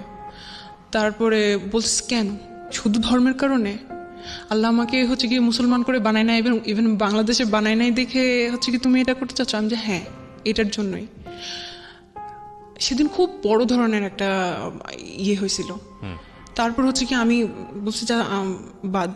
আমি চিন্তা করতেছিলাম এই ছেলেটা আমার জন্য এত উইক হয়ে গেছে। আমাকে কখনো লাইফে কেউ বলে নাই যে তুমি অনেক সুন্দর, তুমি অনেক ভালো, অনেক অনেস্ট, কেউ বলে নাই। বাট তারপর আমি শুধু ধর্মের জন্য ওকে ইয়ে করে দিচ্ছি যে আমার দরকার নেই। তারপরে হচ্ছে গিয়ে ও খুব ইমোশনাল হয়ে গেছিলো। আমি ওর সব কিছু করছি, ইগনোর করছি, দরকার নেই ইমোশন আমাকে একবার খেয়ে ফেলছে। তারপর আরেকটা জিনিস তো আছে ট্রাস্ট। আমি তো ওভাবে ওকে ফুললি ট্রাস্ট করতেই পারতেছি না। কেন ও আমাকেই করতে আসবে? আমাকে দেখে না আমি এরকম। আর ও বলতো যে আমি ফার্স্টেই বলছি যে আমি শর্ট, আমার রিলেশন ছিল অতদিনে, আমি রিলেশনের কথা বলছি যে এরকম। ও অনেক লম্বা, সেই একটু ফ্যাটি। তো আমি বলছি না, আমি তো ওর সাথে জীবনও যাব না, দেখে নাই, করে নাই, ট্রাস্টের একটা ব্যাপার আছে, তার মধ্যে এত ঝামেলাতে আমি যাব না। আমি হচ্ছে কি ওই দিন ক্লোজ করলাম। ও হচ্ছে অনেক ক্রেজি হয়ে গেছিল, অনেক উথাল পাতাল করতেছিল, আর অনেক মেসেজ পাঠাতেছিল, তুমি কি এই জন্যই আমাকে ছেড়ে যাবা? আর কোনো কারণ আছে? আমি কি করতে পারি? আমি কি করব? হয়তো তুমি সামিয়া, তুমি জানো না আমি তোমাকে কত ভালোবাসি। এইগুলো তো ফাইনালি আপনি বলেন তাকে তুমি আমি আমার এই কারণে সমস্যা। আমি বলছি বাট সে ওটা করবে না। পয়েন্ট। আপনি শেষ পর্যন্ত কোন জায়গায় আসলেন, কি করলেন? দেন হচ্ছে কি আমি ওই দিন একটা অ্যান্সার পেলাম। ওর এই ক্রেজিনেস গুলো দেখে আমি নিজেও অনেক উইক হয়ে গেছিলাম আর কি। ততদিনে আমিও কিছু ফিল করতেছিলাম। তারপর হচ্ছে কি আমি বলতেছিলাম যে নামাজ পড়লাম যাতে আমি একটা ভালো অ্যান্সার পাই, আমি কোরআন শরীফ পড়লাম। তারপর একটা সময় মনে হলো যে ও তো ওর কবরে শুবে, আমি তো অবশ্যই চেষ্টা করব, অবশ্যই আমার লাস্ট ব্রেথ পর্যন্ত আর দোয়া করতে থাকবো আল্লাহ জানি ওকে হেদায়েত দেয়, কারণ হেদায়েতের মালিক আল্লাহ। আল্লাহ যদি না করে আমি কিছু করতে পারবো না। আর যদি না হয় ও ওর জন্য শাস্তি পাবে, ও ওর কাজের জন্য শাস্তি পাবে, ও আপনি? ওর কবরে, আপনি আপনার কাজের আর জন্য? আমি আমার কাজের জন্য শাস্তি পাবো। মানে আপনি এটা এগ্রি করেই ঝাঁপ দিয়েছেন? হ্যাঁ। দেন আমি ওকে বললাম আচ্ছা ওকে ফাইন। হ্যাঁ, তারপরে আমি বলতেছি আচ্ছা ঠিক আছে, তাহলে এই যে আমরা ভিডিওতে কথা বলতেছি, আমি চিন্তা করলাম যে ভিডিওতে যদি ভিডিও কলে যে আমরা কথা বলবো, আমি শুনছি অনেকে অনেক কাহিনী করে সেই হানতেন, অনেক খারাপ কথাবার্তা বলে, তো এগুলো করলে হয়তো আমার অবশ্যই আবার ইসলামে এটা যায় গুনাহ হবে বা একটা সিকিউরিটি বা সব কিছু। আমি বললাম আচ্ছা ঠিক আছে, যেহেতু বিয়ে করবোই ডিসিশন নিয়েছি, বিয়ে করে ফেলবো। তার কথা হচ্ছে গিয়ে আমি 6 মাস পরে, মানে 6 মাস ওর চাকরিতে 6 মাস কমপ্লিট হওয়ার পরে আসবে, কিন্তু ততদিনে হচ্ছে 3 মাস আর কি, মেতে এরকম ওর 6 মাস পূরণ হয়। তো বলছে তখন আসবো। আমি আচ্ছা ঠিক আছে, তখনই আমরা বিয়ে করবো। এখন বিয়ে যে করবো, এটা কিভাবে বিয়ে করব, কি করব, এগুলো সব আমরা হচ্ছে গিয়ে ও নেটে সার্চ দিতে থাকলো, আমি নেটে সার্চ দিতে থাকলাম কিভাবে কি করা যায়। তারপরে হচ্ছে কি এইদিকে বিয়ে করব, তো আমি ঠিক আছে বুঝলাম বিয়ে করবো, আমি ওকে বলছি, বাট একটা যে বিশ্বাসের জায়গা, ও যে আসলেই ভালো মানুষ, ও যে আসলে রিয়েল, এটা আমি বিশ্বাস করতে, এত অন্ধবিশ্বাস করি নাই আর কি। তো ও আমাকে বারবার বলতেছিল প্লিজ পাসপোর্ট বানাও, কারণ তোমার বাবা যদি এটা কোনোভাবে জানে বা কিছু, কারণ বিপদ আপদে ইয়ে নাই, তোমাকে জোর করে বিয়ে দিয়ে দিবে, তখন আমার কি হবে। পাসপোর্ট বানাও যাতে কোনো প্রবলেম হলে আমি ভিসা ঠিক করে তোমাকে নিয়ে আসতে পারি। তো আমি বলছিলাম আমি তো স্টুডেন্ট মানুষ, আমার বাবা সব, আমার এক্সট্রা কোনো টাকা থাকে না পাসপোর্টের জন্য, তখন হচ্ছে গিয়ে 3000 সামথিং। ও আপনাকে পাঠিয়ে দিয়েছে এবং আপনি বিশ্বাস করে ফেলেছেন? না ও আমাকে পাঠিয়ে দিচ্ছে, বলছে যে আচ্ছা ইমার্জেন্সিটা করতে। তো করলাম অনেক, হ্যাঁ তখন একটু ট্রাস্ট ক্রিয়েট হয়েছে যে ছেলেটা আমার জন্য টাকা পাঠিয়েছে, এতদিন টাকা একটু ক্রিয়েট হয়েছে, পুরোটা না। তারপর আবার মনে হলো যে হ্যাঁ ওর টাকা আছে, 9,000 আর 7-8 হাজার টাকা পাঠাইলেই কি ইয়ে হয় নাকি, হয়তো টাকা দিয়ে আমাকে কিনতে চাচ্ছে বা এসে, এগুলো তো আমি চিন্তাই করতেছিলামই। তারপরে আবার কি করছে, এখন আমি ওকে বলতেছিলাম আচ্ছা না, আমি একটা অত ইনডিটেলে যাচ্ছি না, আমি একটা জিনিস একটু বলেন আমাকে। Somehow you trust him, right? আপনি তাকে ট্রাস্ট করেছেন। বিয়েটা আপনারা করেছেন কি করেন নাই? হ্যাঁ বিয়েটা করেছেন। কিভাবে করেছেন? আমরা হচ্ছে গিয়ে কোর্টে গিয়ে করেছেন? না, কোর্টে না, তাহলে একটা লয়ারের কাছে গেছি, এইটা সম্পর্কে জানছি। তারপরে সে বলছে যে হ্যাঁ এরকম, হ্যাঁ বাংলাদেশে একটা ব্রিটিশ একটা আছে 1872 অ্যাক্ট অনুযায়ী এটা করা যায়, যেটা আপনি আমাকে অফ এয়ার বলছিলেন, স্পেশাল ম্যারেজ অ্যাক্টে। ও বাংলাদেশে এসেছিল? হ্যাঁ ও বাংলাদেশে আসছিল। বাংলাদেশে আসার আগে আমরা বিয়ে শপিং করছি, আমার যত ড্রিম ছিল সব পূরণ হয়েছে। ওকে সামিয়া, আপনি ওই বিষয়গুলোতে আমি যেতে চাচ্ছি না, কারণ মানুষ এখন অনেক কষ্ট পাবে আপনার কথা শুনে, হয়তো রাগ করবে, because we live in the society, আমাদের একটা ধর্ম আছে, আমাদের কিছু নিয়মকানুন আছে। বাট আমি আবারও বলছি, সেটা হলো যে এটা সামিয়ার জীবনের গল্প, এবং সামিয়া যেটা করেছে সেটা এখানে এসে বলেছে, এবং এখান থেকে আপনার যা শেখার আপনি তাই বলবেন, তাই শিখবেন। সামিয়াকে জাস্টিফাই করা আমাদের অনুষ্ঠানের উদ্দেশ্য না। তবে লেসনটা কোথায়, যেটা আমি বলেছিলাম প্রথমেই, যে ফার্স্ট দেখেন, ফার্স্ট ঘটনাতেও হাজব্যান্ড বানিয়ে ফেললো বিয়ে ছাড়াই। সেকেন্ড ঘটনাতে দেখেন, সেকেন্ড ঘটনাতেও বিয়ের তো একটা ধর্মীয় বিধান, সেই ধর্মীয় বিধান অনুযায়ী আমি যতদূর জানি, আমার ক্ষুদ্র জ্ঞানে যতটুকু বলে, আমি বারবারই বলি ধর্ম বিষয়ে আমি কিছু বলতে গেলে আমি আসলে অতটা জানি না। একটা যে মানুষের জীবন চলাচলের পথে যতটুকু জানার প্রয়োজন বা যতটুকু জানলে হয়তো চলা যায় টুকটাক, অতটুকুই হয়তো বা জানি, বা তার চেয়ে অনেক কম জানি। তো সেই জায়গা থেকে আমি যতটুকু জানি, আমাদের ধর্ম এটা পারমিট করে না, আমাদের ইসলাম ধর্ম এটা পারমিট করে না। প্রত্যেকটা ঘটনা ঘটানোর আগে এটার রেজাল্ট পজিটিভ হলে কি চিন্তা করা উচিত, পজিটিভ হলে আপনি কী করবেন সেটা চিন্তা করা উচিত, নেগেটিভ হলে কী করবেন সেটাও চিন্তা করা উচিত। এবং আমি যেটা বলছিলাম শেষে শুধু একটা কথাই বলতে চাই, প্রিয় শ্রোতা যারা শুনলেন, বাবা মায়ের জায়গা থেকে যারা শুনছেন, তাদেরকে বলবো আপনাদের এটা সর্বোত্তম দায়িত্ব, সবচেয়ে প্রায়োরিটি দায়িত্ব, যে ছেলে মেয়ের যখনই মোটামুটি বয়স হবে ওদেরকে বিয়ে এবং সংসার জিনিসটা কি এটা নিয়ে একটা ভালো জ্ঞান দেন, প্রতি মুহূর্তে শেখান, যাতে করে ওরা ভুল সিদ্ধান্ত না নেয়। এবং এটা খুবই জরুরি দায়িত্ব। একাডেমিক পড়াশোনা যতটা গুরুত্বপূর্ণ, তার চেয়েও ভয়ানক রকমের গুরুত্বপূর্ণ হচ্ছে এই বিষয়টা, খুবই গুরুত্বপূর্ণ। কারণ অনেক বড় বড় গ্র্যাজুয়েট আছেন যারা এই জীবনে এসে ভয়ঙ্কর রকমভাবে ভুল করে ফেলেন। এবং একই সাথে যারা আজকে টিনেজাররা শুনছো, শুধু একটা কথাই বলতে চাই, আমরা উইশ করি এই বোনটির জন্য ভালো থাকুক, কিন্তু আমরা এটা কখনোই বলবো না যে জীবনে এমন কোনো সিদ্ধান্ত নিও না বিয়ের ক্ষেত্রে যেখানে পরিবারকে ছাড়তে হয়, যেখানে ধর্মকে ছাড়তে হয়। কারণ বিয়েটা শুধু একটা মানুষের সাথে থাকার সিদ্ধান্ত না, ডেফিনেটলি নট। যদি 2-1টা ক্ষেত্রে এক্সেপশনাল হয়ে যায়, দ্যাট ইজ ডিফারেন্ট কেস, ওইটা নিয়ে এক্সেপশন কান বি এক্সাম্পল, কিন্তু এটা একটা ভয়ঙ্কর রকমের বাজে সিদ্ধান্ত। এবং এই সিদ্ধান্তে ধর্ম ছাড়িনি। না ডেফিনেটলি আমরা সেটাও বলছি না আপনাকে যে আপনি ধর্ম ছেড়েছেন, আমি সেটা বলিনি, বাট ধর্মীয় বিধিনিষেধ যেটা আছে সেটা আপনি অমান্য করেছেন। হ্যাঁ, তো সেই জায়গা থেকে আমি যেটা বলতে পারি সেটা হলো যে এমন কিছু করো না, এমন কোনোভাবেই করো না যাতে করে বিয়ের পরে এমন কোনো দিন আসে যেখানে তোমার কিছুই নেই, সাপোর্ট করার মতো কিছু নেই। এবং এই দিনগুলো আসে বিয়ের পরে, এটা খুব আসে, প্রত্যেকের জীবনেই আসে। তখন মনে হয় আসলে কত বড় ভুল করেছি। আবারও বলি তাওয়াক্কাল তু আল্লাহ, আমি আপনার জন্য দোয়া করি আল্লাহ আপনাকে সৎ পথে পরিচালিত করুক। So thank you so much যারা আজকে শুনলেন। ডোন্ট বি ইমোশনাল ফুল, অন্তত বিয়ের ক্ষেত্রে এটাই হচ্ছে lesson. Thank you so much. Secrets. Something beyond entertainment.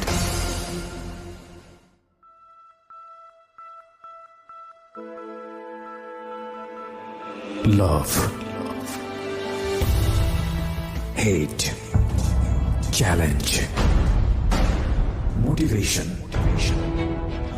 Lies. Truth.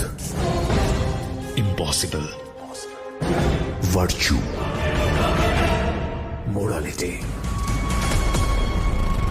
Something beyond entertainment. Welcome to my stage of reality. Stay tuned. Sunday and Wednesday with me, RJ Kibriya, only on Dhaka FM 90.4.